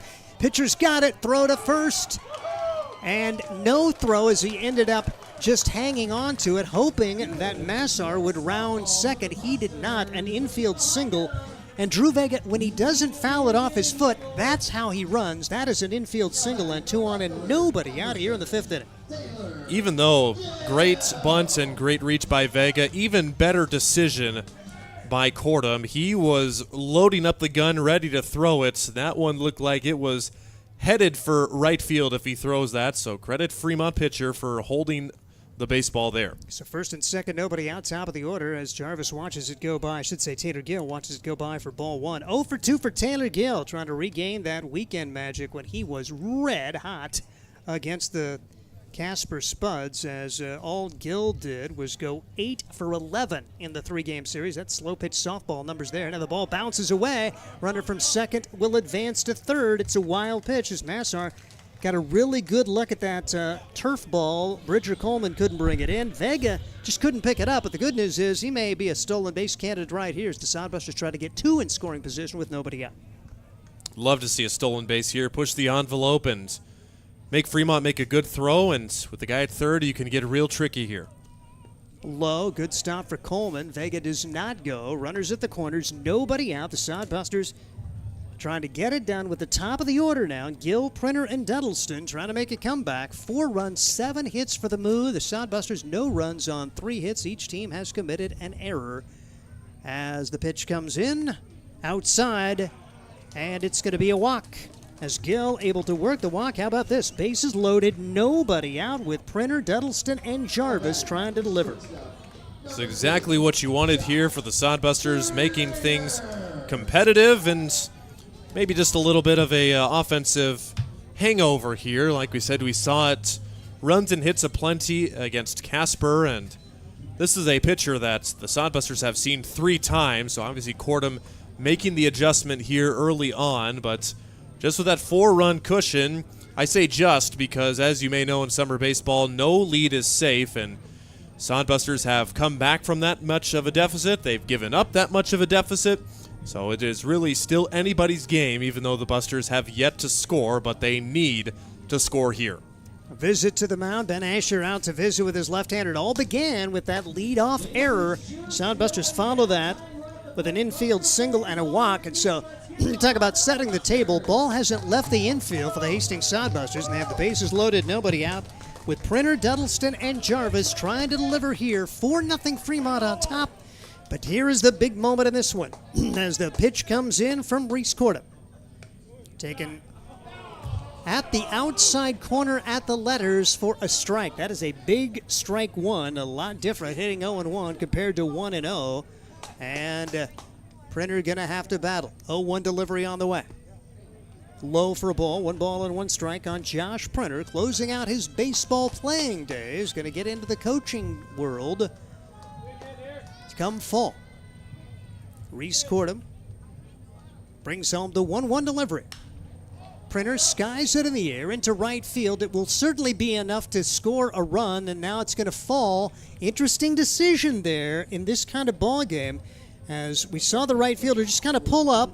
Tyrus Petchy, could he have gotten there? If he does, it's a run scored definitely, and instead they will allow Printer to swing away here at 1-2. We'll see how it works out. Maybe. I definitely get it there, but, I mean, with bases loaded, nobody out, you got to get at least 1 out for sure, right? You can concede the run up by 4. I would think so. See how it works out. Pitch way outside. And if Printer strikes out, yes, it was a perfect play. If he doesn't, then you may look back at that. Yeah, I would think in this situation, you take the run, you take the out, give up the run. But let's see how it goes. 2 balls, 2 strikes. And the pitch. Printer stays alive, still 2-2. He's batting in that 2 spot just like Jack Tarosian. Tarosian had a 12-pitch at bat at the top of the inning. Printer, see if he can battle here and put some heat on Reese Cordham, who seemed to be rolling the last few innings as we're now in the 5th. 2-2 delivery. Outside, 3-2. Now the Sodbusters are a ball away from getting a run home here, as the error, infield single, and a walk to load the bases. 3-2 pitch on the way. Good job for Josh Printer. Fouls another away. This will be the 8th pitch of this bat to Josh Printer. Hastings Sodbuster shortstop, one of the leaders on this team, in a huge spot here in the 5th. Bases loaded, no outs. Cordham another 3-2 pitch. Bouncing ball to the right side. The second baseman's got it. Throws to second for 1. Over to first. Not in time. Run scores. So Josh able to get 1 home. Hustling out. Good call there is Caden Anderson. Able to dish it to Syntac. And really no chance to get the double play. So nice job there for Josh Printer to bring home a run. And now we'll see if Sawyer Duddleston can come through with a big hit. 4-1. Sodbusters are on the board. Yeah, with two strikes on Printer. Didn't try to do too much with it, just put it in play, and he was gunning it down to first base, made sure he wasn't going to get doubled up there. So now Duddleston, anything but a double play ball here. Try to get that runner home from third as he takes strike 1. Sawyer Duddleston hit by a pitch in the first, flew out to right. You take a fly ball to right here to get a second run home in the inning. 4-1, Fremont on top. As Reese Cordham, a check of the runners. Will the Sodbusters send Printer here as the ball in the turf? Coleman keeping it close. Will they try to maybe steal themselves a run or at least get a second runner in scoring position with decent speed on the bases? Vega, tremendous speed at third, and you would think any throw that goes through, the Sodbusters will steal the run with Vega at third. Pitch low and in the turf. No chance for advancement at third, but Printer now will take second, so that's academic, and a good opportunity now for Sawyer Duddleston. That takes the double play away. 2-1 the count the way for Sawyer Duddleston, and 2 in scoring position for Sawyer here in the home half of the 5th. 1 on the board so far, and Hastings looking for a big inning. The opportunity to come right back. The pitch, bouncing ball, foul. 2-2 the count on Sawyer Duddleston. Big moment in this game. It all began with the error to begin the inning on the batted ball of Nathan Massar, and then Drew Vega with the bunt single, Tyler Gill with the walk. Sodbusters still looking for that big hit to make this a large inning. 2-2 pitch. Low for ball 3. It's full up for Sawyer Duddleston, who has one of the better eyes on the team. He takes a lot of walks as well. Consequently, does have the best on-base percentage on this Sodbuster team. 4 runs, 7 hits for Fremont. 1 run, 3 hits for the Sodbusters. 3-2 pitch on the way. Hard hit ball back up the middle into center field for a base hit. A run will score. Printer hits the bag at third. Will he try to score? He will. Here comes the throw home. Safe. Printer diving underneath. Man, oh man. Printer had to wait to make sure the ball was by. I am stunned that they sent Josh Printer, and what a job of getting under the tag of Bridger Coleman. The ball beats him there. It's a 2-run single off the bat of Sawyer Duddleston, and ladies and gentlemen, it's 4-3 with 1 on and 1 out. Exactly my thoughts as well. Shocked to see Danny give him the green light at home, but the move from Printer gets him just in safely. So Hastings down 4-3 and not done yet with Jarvis trying to come through. Fremont appeared to be totally in control, and isn't it amazing how one little play can kind of turn it around? What appeared to be a really nice play for Carter Centek to open the inning on a nice stop, but he threw it away, and the Sodbusters able to take advantage. Come up with the 2-run single here from Sawyer Duddleston, and not done yet with Ryan Jarvis trying to continue it. Still only 1 man out. Ryan Jarvis has come up with some clutch hits this year, leading RBI guy on the team for the Hastings Sodbusters. Sawyer Duddleston, a decent lead at first, 2-0 delivery. Jarvis watches this one go by, and Coleman has to knock this down. Cordham, seemingly in pretty good shape in terms of the pitches coming into this frame, was at 53. He has thrown 23 this inning and laboring a bit.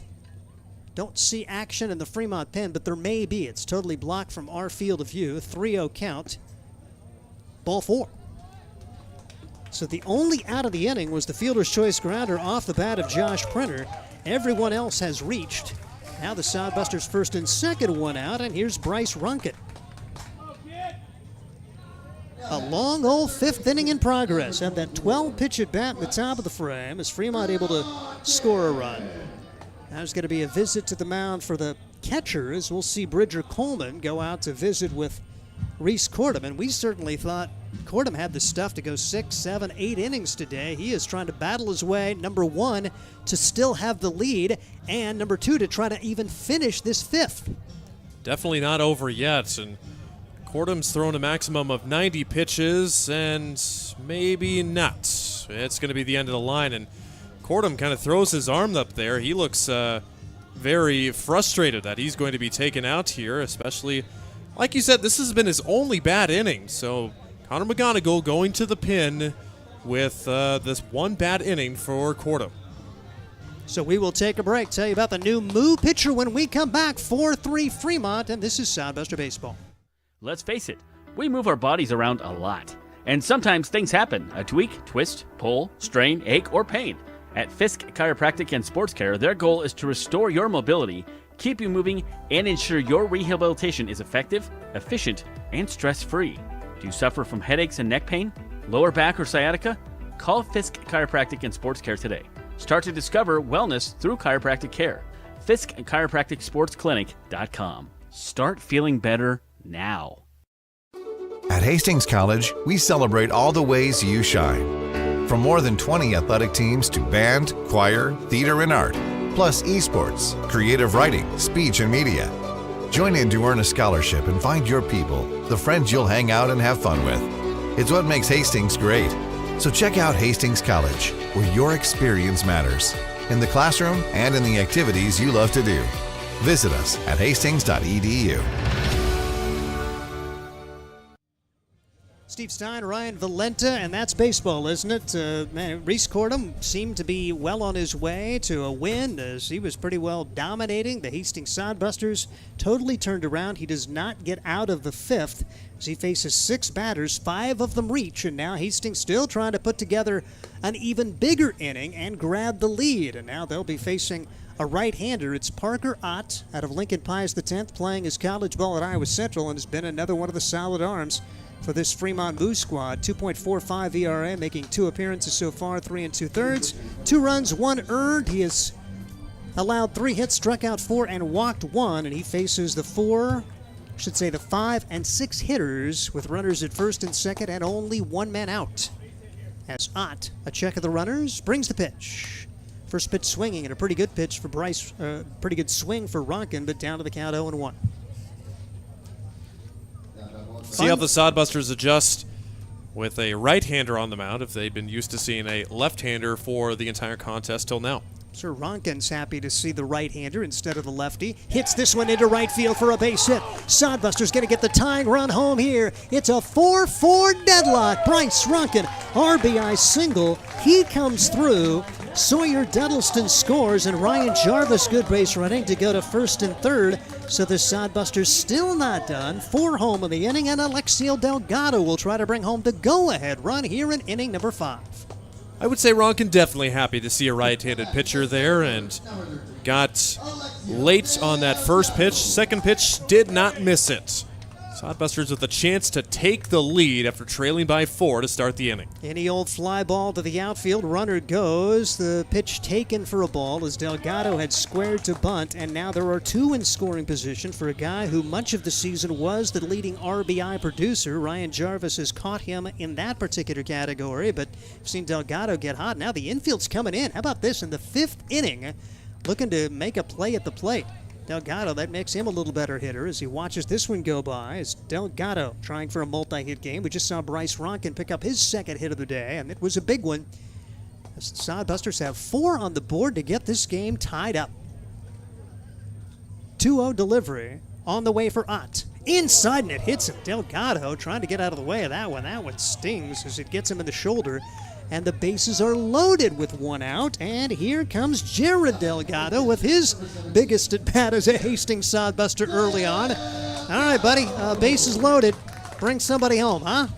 Yeah, and perfect opportunity for Jared here to get something going. He's put the ball in play twice, and you figure if he can do that again, you get 1 likely home. And like you said, with Fremont bringing the infield in, I guess the middle infielders are retreating now.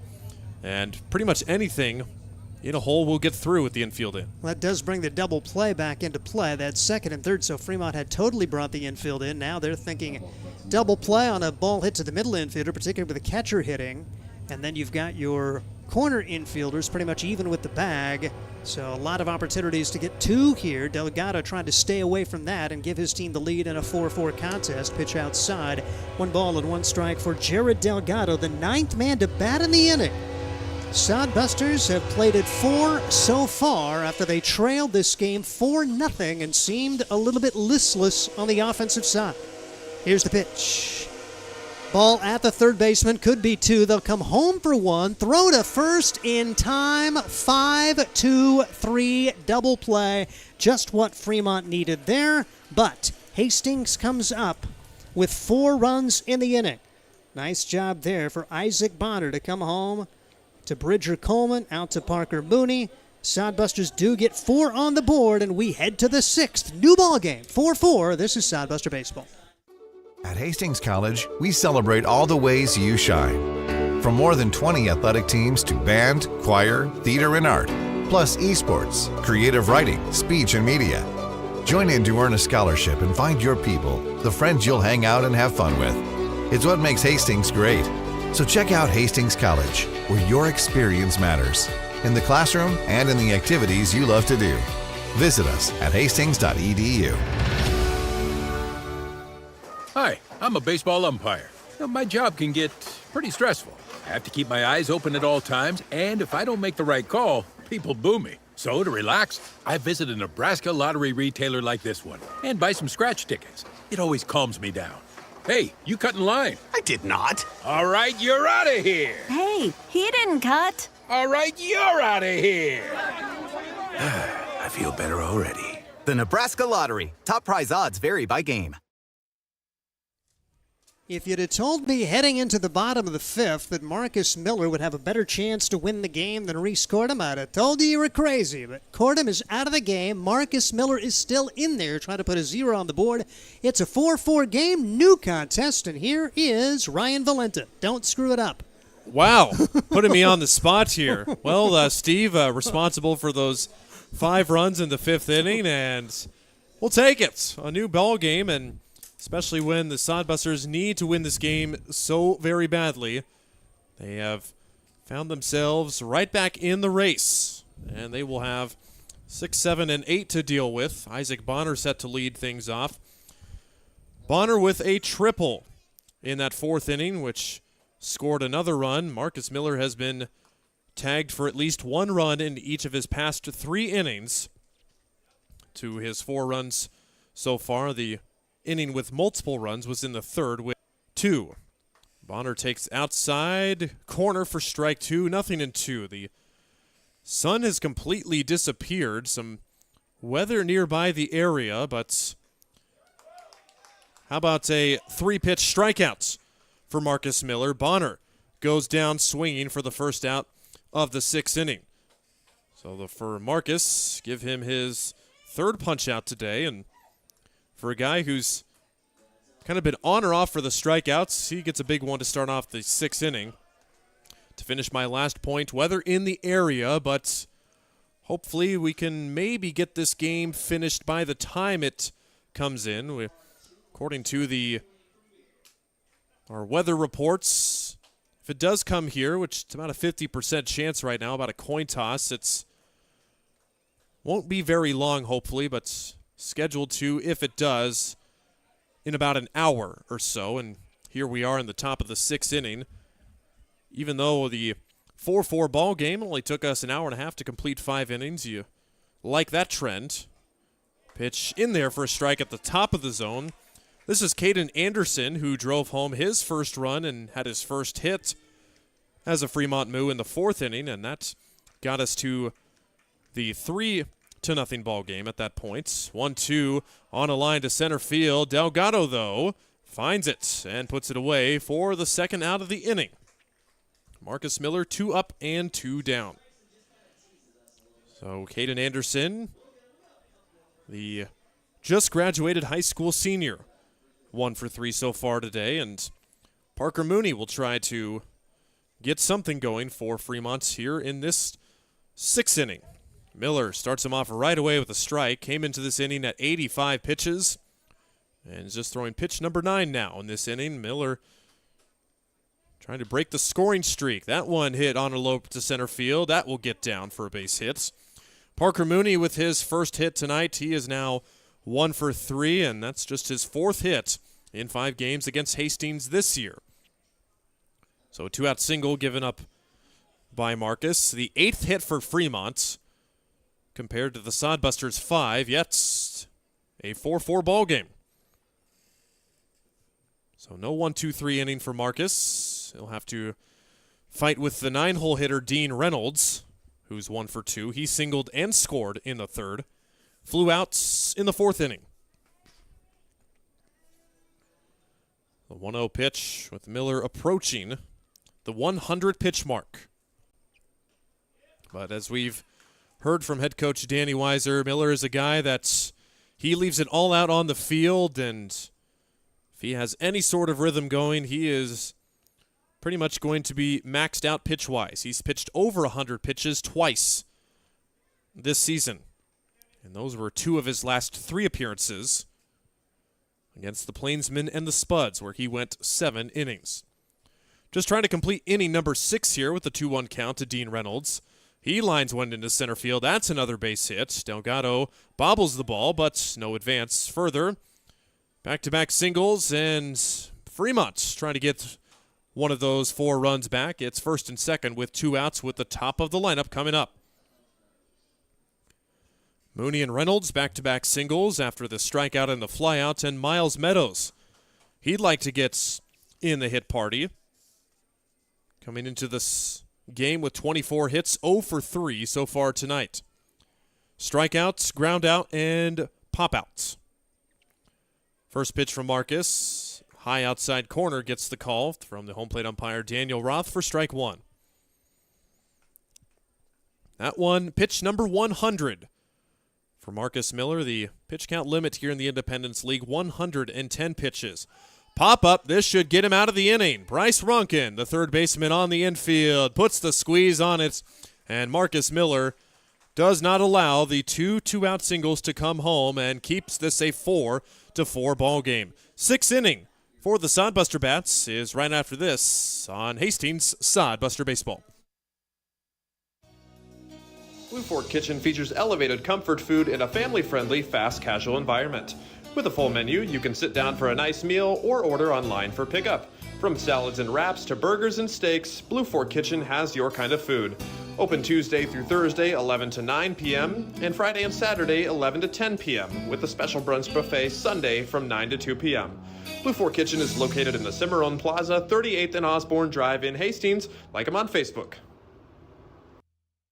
Sodbuster Baseball is sponsored by Jerry Spady Chevrolet GMC. It's one of the many ways Jerry and Greg Spady, along with their families and employees, have proudly embraced a passion for giving back to the community. The folks at Jerry Spady Chevrolet GMC realize the importance of enriching and improving the lives of their neighbors. They've accomplished this through philanthropy and active personal involvement. Featuring the top new and used inventory in the region and a certified service department, Jerry Spady Chevrolet GMC, 2750 Osborne Drive East in Hastings, or at spady.com.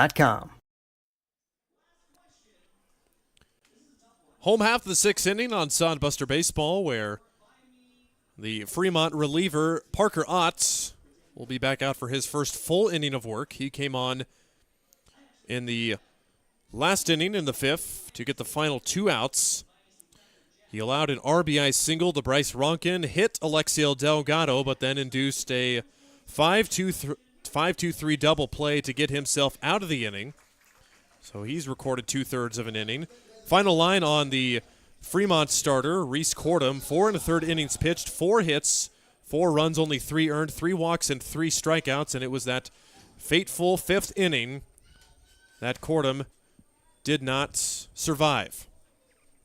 The first batter of the inning is Nathan Massar. Massar led off last inning and reached on an error. That got the whole thing started. He came around to score one of those 4 runs. Next pitch is yanked. That one got away from Ott. It's 1 ball and 1 strike.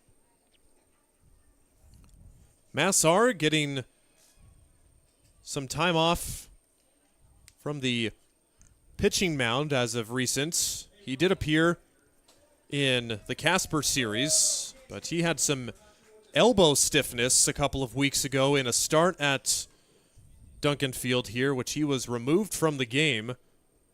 And so the Sodbusters were trying to keep him healthy, and hopefully he's back to at least his standards, so 100%. It's now 3-1 on Massar. Pretty darn good job. 3 2/3 innings, 1 run, 3 hits, 3 Ks, and 1 walk against Casper to kind of settle that game down after the Sodbusters had given up 5 runs in the first. That was when Braden Cork started, and an interesting outing for him. 3-1 put in the air to right center field, and it goes all the way over to the right fielder, Tyrus Pecci, and Massar retired swinging at the 3-1 pitch. So first out is recorded. Now a complete full inning of work by the books completed for the pitcher Parker Ott. Other big game going on in the world right now, the MLB All-Star Game. That one is knotted up at 3 apiece in the bottom of the 3rd inning. First, the batter, Drew Vega, takes strike 1. Mr. Baseball himself, Shohei Ohtani, with a 3-run home run for the National League All-Stars in the 2nd inning, which the AL All-Stars got those 3 runs right back. For a Major League All-Star Game that has seen dominant pitching the last few years, good to see some guys putting some big swings on it early. Drew Vega, back in Independence League action, 1 for 2. He goes down on 3 pitches on the breaking ball there, and that's the first strikeout for Parker Ott in his outing tonight. Oddly enough, maybe the best thing that happened to Parker Ott was when he hit Alexiel Delgado. Sodbusters had 2nd and 3rd. The infield was in with 1 out. That allowed Fremont to go back to double play depth. The bases loaded, and they get that double play to get out of the inning, and Ott looking pretty strong here in this frame. Taylor Gill will try to get a base runner on for the Busters. Takes a big swing and comes up empty for strike one. Gill, a Utah native who, like a couple of the guys on the team, was a Northeast Community College Hawk after his last season with the Sodbusters, but played this season at Ohio University, and that one got away from the catcher, Bridger Coleman, and that looked like it went right off of the toe of the home plate umpire, Daniel Roth. Yes, the guys behind the plate, they wear protective shoes, but when you are Parker Ott on the mound throwing in the upper 80s, that still has to sting. 1-1 to Gill, lines it into center. Meadows can't get there. Taylor Gill was red hot in Casper and continues his little hit streak with a single. He's now 1 for 4 on tonight's contest. Maybe 2-out magic. You've got 2, 3, and 4 hitters up just where you want to be, and see if Josh Printer can keep the inning going. 4-4 ball game, 9 hits for Fremont, 6 hits for Hastings. And Josh Printer, who's had some clutch moments as of late. See what he can do with a runner at first and 2 outs. He'll get ahead in the count 1-0. Grounded out to each of the middle infielders his first 2 at-bats. Reached on a fielder's choice in the 5th inning and drove home a run. Breaking ball misses inside, back throw to first. Gill is back in safely. Sodbusters with a couple of stolen bases tonight. They're a team that stole a lot early, but then kind of quieted down as the season went on. They've stolen now 10 bases in the 9+ games against Fremont this year. Coming into it, they were 8 for 15, trying to steal against Fremont, just a 53% clip. But they are 2 for 2 tonight. 2-1 to Josh from Ott. Big swing and a miss, now 2-2. Fremont getting the first 4 runs of the game in the 3rd through 5th innings. Busters tying it up with 4 in the 5th inning, and that's where we stand now. 2-2 to Josh, down low, and that's actually ball 4. Our game changer had it wrong here, and it's a walk. And 2 straight have reached with 2 outs. The Sodbusters making a little bit of noise here in the home half of the 6th inning. Sawyer Duddleston, who had the big hit last inning with that 2-run single, you take a 2-out hit here to grab the lead. Sawyer Duddleston, an astounding number for him first after the first pitch. Takes down low for ball 1. On the season, his batting average with runners in scoring position is .448. And he raised that average with the 2 RBI single. His last at-bat. Cracks it to the left side. Diving stop by Isaac Bonner. He'll go the short way to second and get the outs. Heck of a play by the Moo third baseman to potentially save another run. The go-ahead run, perhaps. And the Sodbusters cannot get on the scoreboard in the 6th inning. It still remains a 4-4 ball game. We go to the 7th, tied up. Make your next pit stop at the Coach's Corner. A friendly staff and a deep lineup of snacks. You can find Coach's Corner in North Hastings on Osborne Drive East. More than just a gas station, Coach's Corner is the place to get delicious pizza made fresh for you and your family. Don't take our word for it. It's so good it'll be featured at selected Sodbuster home games this season. For a convenient and clean experience, be sure to check out the new convenience store in North Hastings, Coach's Corner. Hastings Sodbusters baseball's in full swing, bringing you another fun-filled summer of high-level collegiate wood bat baseball at historic Duncan Field. A great way to spend a summer evening with your families at a Sodbusters baseball game. Go online to HastingsSodbusters.com for their home game schedule or to purchase tickets. Hastings Sodbusters baseball. It's a hit. Got the spirit of the game. The Hastings Sodbusters. 4-4 ball game as we go to the 7th inning, even though 8 runs in the contest tonight. Overall, a very smooth game so far, and it's really rolling right along. And with the game scoring 8 runs, a lot of the time there's one inning that's just been dragging along. But Fremont's spacing out their runs, even with the Sodbusters 4-run 5th inning. That one didn't take very long at all, as, yes, they sent 9 to the plate, but they were erased at the end with a double play. So pretty smooth game, and Sodbusters go to the bullpen for the first time tonight. Marcus Miller, 6 excellent innings, leaving with a tie game, so he cannot be the pitcher of record tonight, but Michael Hanna can. He is the latest guy out of the bullpen, making his 7th appearance, and 4 of his last outings, he has gone multiple innings. That's a likely scenario here, but Hanna will try and keep Fremont off the board. He had a very nice outing his last time out here at home against Casper. 2 scoreless innings where he walked a couple, but did not allow any to come home.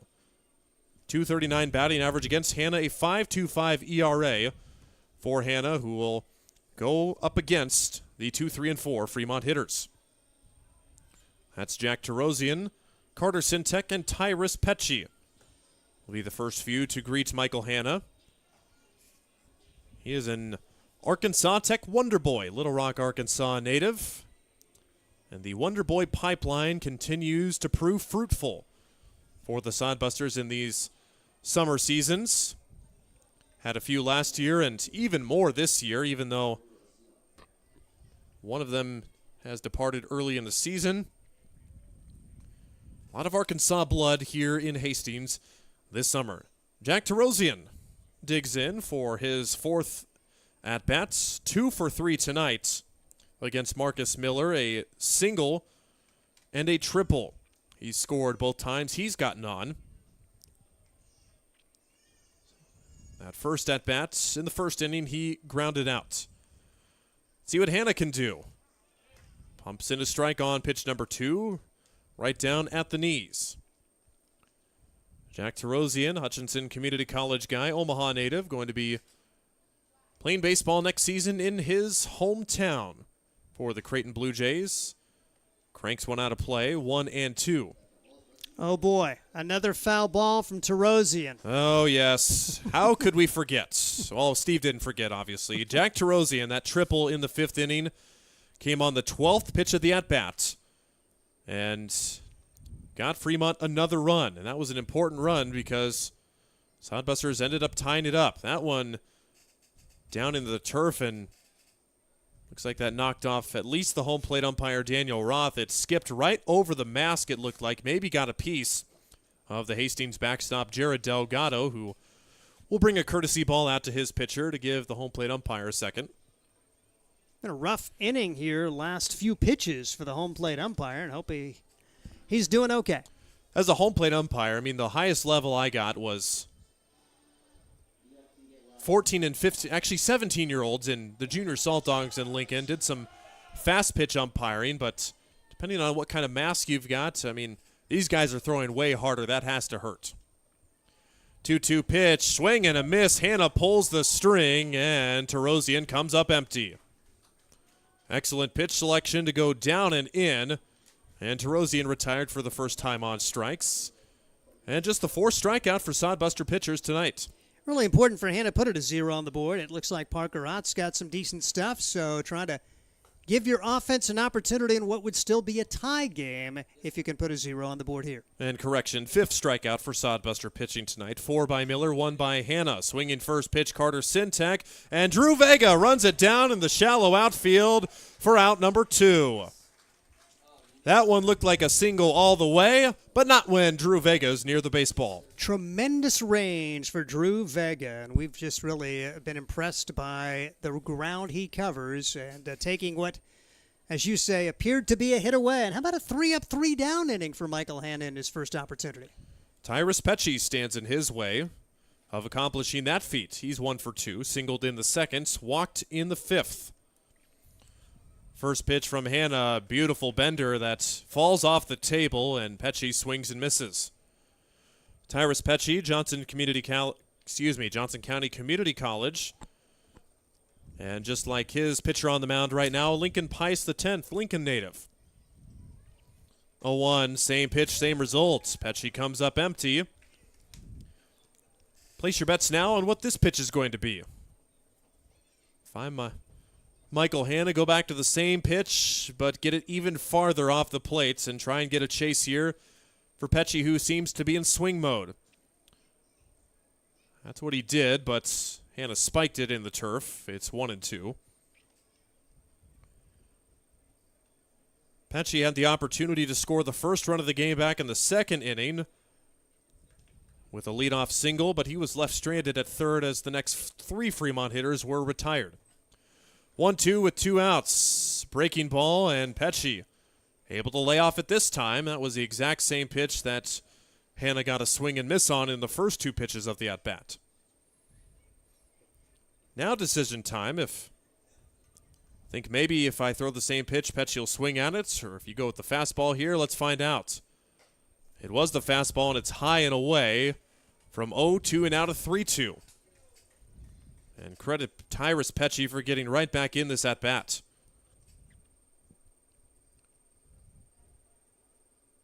Hanna shakes off one side, decides on sign number 2. Here it comes with the payoff. Down low for ball 4. Tyrus Pecci battles his way back to work a 2-out walk. Second time he's been walked tonight, and reaches base for the 3rd time. So the Sodbusters threaten with 2 out in the 6th inning. Now see if they can eliminate any kind of big threat here. Want to see Hanna get Coleman. Sun pretty much completely set now here at Duncan Field. We're approaching 8:30 local time. Lights have been on most of the game, anticipating some weather to make things dark. And it did get dark around the late half of the 5th inning. And the lights in the setting, sun on the horizon. Here now in Hastings. It's a 1-0 pitch to Bridger Coleman. He's 0 for 3 tonight. The 1-0 breaking ball, that shaves off an outside edge, 1-1.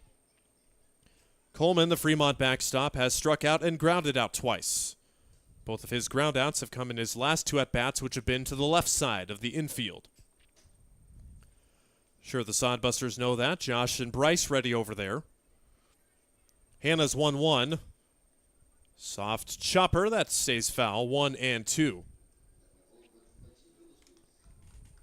Sodbusters getting the day off, so getting the arms a break, which allowed a lot of runs in that Casper series. They did not give up any less than 7 runs in those 3 games. 1-2 pitch from Hanna to Coleman. Hits on a line, pretty deep to center.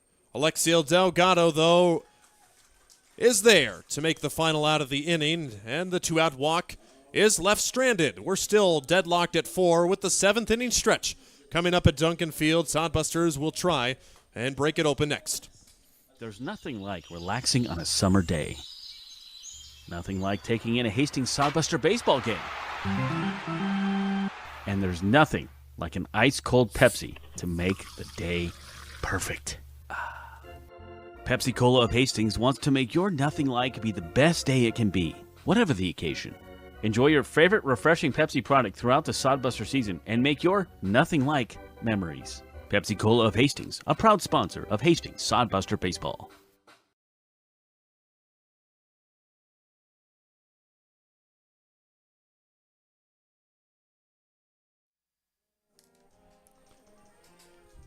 The 7th inning stretch tonight at Duncan Field, brought to you by our brass quintet that played the national anthem, and love the instruments here. I mean, got to use a soundboard for so many things, and give it a chance here. Don't you feel like your old-time radio guy as we got the live band here? Let's take you back out to the field of the old ball yard at Duncan Field. Oh, love that. Absolutely love that. Bring pep bands to baseball games. That is all I have to say. Yep. Football's got them, basketball's got them, volleyball sometimes has them, baseball doesn't. I mean, football's an outdoor game, so for what reason? That's what I want to know. Pep band, bring it to baseball, end of story. We go to the bottom half of the 7th inning with the Sodbusters trying to take the lead here They tied it up in the 5th inning with 4 runs and have hung a couple of zeros on defense. Ryan Jarvis set to lead things off. And before we get too far, I want to make a correction. Earlier, Michael Hanna read his hometown and school incorrectly. He was reading Cade Cartwright above him. Michael Hanna, a Belle Chasse native and Highland Community College guy, and potentially set to come to Hastings this spring. Ryan Jarvis fouls it off his foot in play, and the umpires get it right this time. How many foul balls have we seen off foots today? Oh, goodness. It has been rough for the Sodbusters in particular. Jarvis wearing no sort of protection near any of his lower extremities. And that one smarts. That one looked like it went off the inside of his right foot. If you recall back earlier in the game in the 2nd inning, Drew Vega appeared to foul one off his foot, which was not called. But Jarvis will gingerly step back into the box, looking for his first hit tonight. Here's the 0-1 pitch. Beautiful backdoor breaking ball from Parker Otts. Now in his 2nd full inning of work. He's already pitched an inning and 2/3. And has done a pretty nice job. Saw a little bit of trouble in the last inning with a couple of 2-out base runners that were left stranded.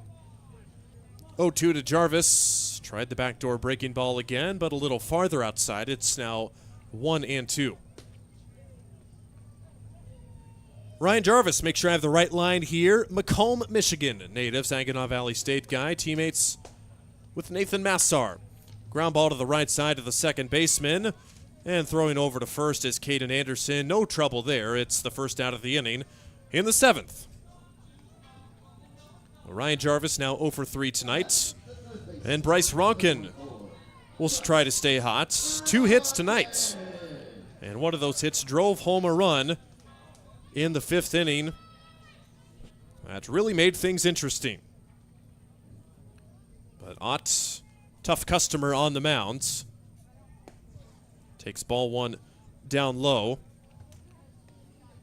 Ott has now made it a full time through the Hastings lineup. Ronkin was the first man to face him in the 5th inning, and Ronkin won that battle with the aforementioned single. Pitch from Ott is outside, 2-0. Couple of guys up in the Sodbuster bullpen. Dino Morales and Creighton Jacobitz. Jacobitz throwing, Morales getting a little loose, but not actively throwing. Ground ball just foul down the first base line. Ronkin put a good swing on it, but will walk back to the box with a 2-1 count. Ronkin from South Dakota State University, and gotta wonder, I bet he would have loved to get here maybe a week or 2 earlier and at least spend a week with his buddies Jack Kruger and Jude Sundquist, who coincidentally left right before he got here. I mean, I have to ask him about that. Was that a coincidence, or do you guys have something that we don't know about? 2-1, not close for ball 3, 3-1. Actually, I would have liked to have seen those guys stay longer so they could spend some time with him. That would have also given maybe a couple more starts for the Sodbusters. Exactly. Scott tried as he may to get either of the guys to come back or reconsider. Did not. Ball 4. Ronkin's on with the walk, and he has reached in 3 plate appearances tonight. And that is the 3rd walk for Parker Otts. I think it's time for Alexiel Delgado to take over sole possession of first place and doubles on the team and drive home a run. Let's see what he can do. He's going to show bunts, and ouch, that one off his hand or bat, it looked like. It got a piece of him somewhere, but it's a foul ball, as Delgado could not get out of the way of the pitch that was right at him. An unfortunate strike for Delgado and the Sodbusters. Fortunately, though, still has another pitch to work with if the bunt sign is still on. Delgado 1 for 2 tonight, is showing bunts and takes strike 2. Fastball for Ott, shaves off the outside corner. And Delgado likely forced to swing now. Back throw to first also. Was not a time to get Bryce Ronkin. Can't anticipate he Probably going anywhere. Delgado on an 0-2 pitch sends it into right field. Ronkin takes a wide turn but stays put at second base. How about the count awareness and the hitting approach for Alexiel Delgado? That one right down the pipe, and Delgado makes Ott pay. Multi-hit game in progress for Alexiel Delgado, and now the Sodbusters will see what they can get done with 7, 8, and 9 coming up. Jared Delgado in his Sodbuster debut, still looking for his first hits. There's probably a large want for Delgado to break through here. He's put the ball in play 3 times and takes an inside corner strike called. Delgado was grounded out twice and flew out once.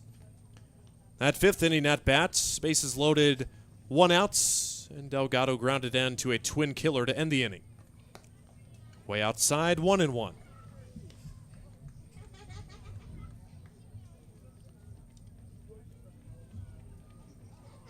First and second, Busters trying to get this game in their favor for the first time tonight.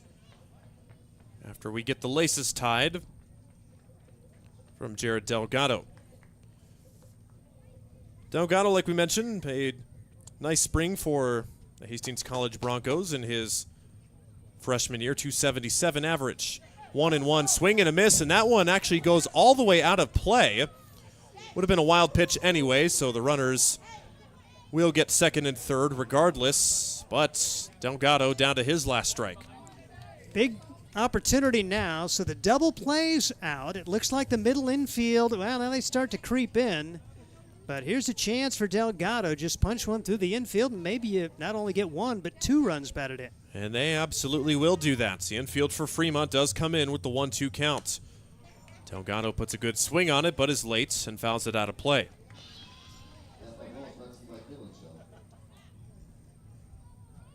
Don't know how many times we've seen that at Duncan Field, though. A wild pitch hopping completely out of the field of play. By rule, just an extra base for all the runners. 1-2 to Delgado. Hard hits and an out at third base. The throw to first. You've got to be kidding me. Unbelievable double play by Fremont. The dive by Isaac Bonner tags Ronkin at third, throws on over to first for the final out of the inning. Submit that to the Sports Center Top 10 there to keep this a tie game. No other words. Still a 4-4 game. Sodbusters somehow do not score, and we go to the 8th inning, still tied up. Dog Roll Patrol provides reliable and professional pet waste management services in the Hastings area. Hire Dog Roll Patrol today and spend more time enjoying your furry friends and less time cleaning up after them. Depending on your location and number of pets, Dog Roll Patrol will work with you to come up with a schedule that best fits your situation. Dog Roll Patrol takes great pride in their work. Family owned and operated out of Hastings. Get a free quote and details on the services at dogrollpatrol.com. Let's face it, we move our bodies around a lot. And sometimes things happen. A tweak, twist, pull, strain, ache, or pain. At Fisk Chiropractic and Sports Care, their goal is to restore your mobility, keep you moving, and ensure your rehabilitation is effective, efficient, and stress-free. Do you suffer from headaches and neck pain, lower back or sciatica? Call Fisk Chiropractic and Sports Care today. Start to discover wellness through chiropractic care. Fisk Chiropractic Sports Clinic.com. Start feeling better now. 7th inning in the books, and oh my goodness, Fremont twirls some magic and gets out of the inning unscathed. First and third, 1 out. Jared Delgado grounds into one of the weirdest double plays you will see. A 5 unassisted 3 double play, and it's still a 4-4 ball game. And fortunately, we appear to have a little bit of a delay, and the dizzy bat race has gone awry. We had a couple of guys to the finish line. One of the guys tried to take down his buddy, it appears, to has all fun and games, but the buddy who got taken down is in some pain. And yeah, I think we may have a little bit of a delay here. Really unfortunate, and boy, oh boy, that's just dizzy bat. is one of the more fun games we have, but just had a guy go down, and I think it's a potentially serious leg injury at this point, so we will have a little bit of delay. But as you mentioned it, Ryan, going back to the end of that last inning, sometimes it's better to be lucky than good, because you're not going to hit it much harder than Jared Delgado, and oddly enough, if you're thinking, okay, the infield's in, that's a great chance for you to get the run home. If the infield's back at their normal depth, there's no way that's a double play. Nope. And just one right at the bag. Your first instinct, okay, do you break for home? Do you go back? He did the right thing and tried to go back, but the ball basically came right on top of the bag. Guy grabs it, tags him out, throws to first. Tremendous play. As Isaac Bonner, and I think we just mentioned the fact that the double play is probably off here, as have to get the wild pitch, have the infield come in. Sodbusters, terrible luck being hit by a pitch back in the fifth, because you took the bat out of the hands of Alexiel Delgado, who's really been swinging it well. This inning, horrible luck, just with the infield in, second and third, one out, and really nothing. Jared Delgado put a good swing on it, and you could not have worse luck there. And in a game like this, you just hope those two things don't come back to haunt you against a Fremont team which seems to find a way to win games like this. 4-4. Sodbusters trying to find a way here in the last couple of innings, and we may have a little bit of a delay here as Sodbusters are on their second pitcher of the day, and this also makes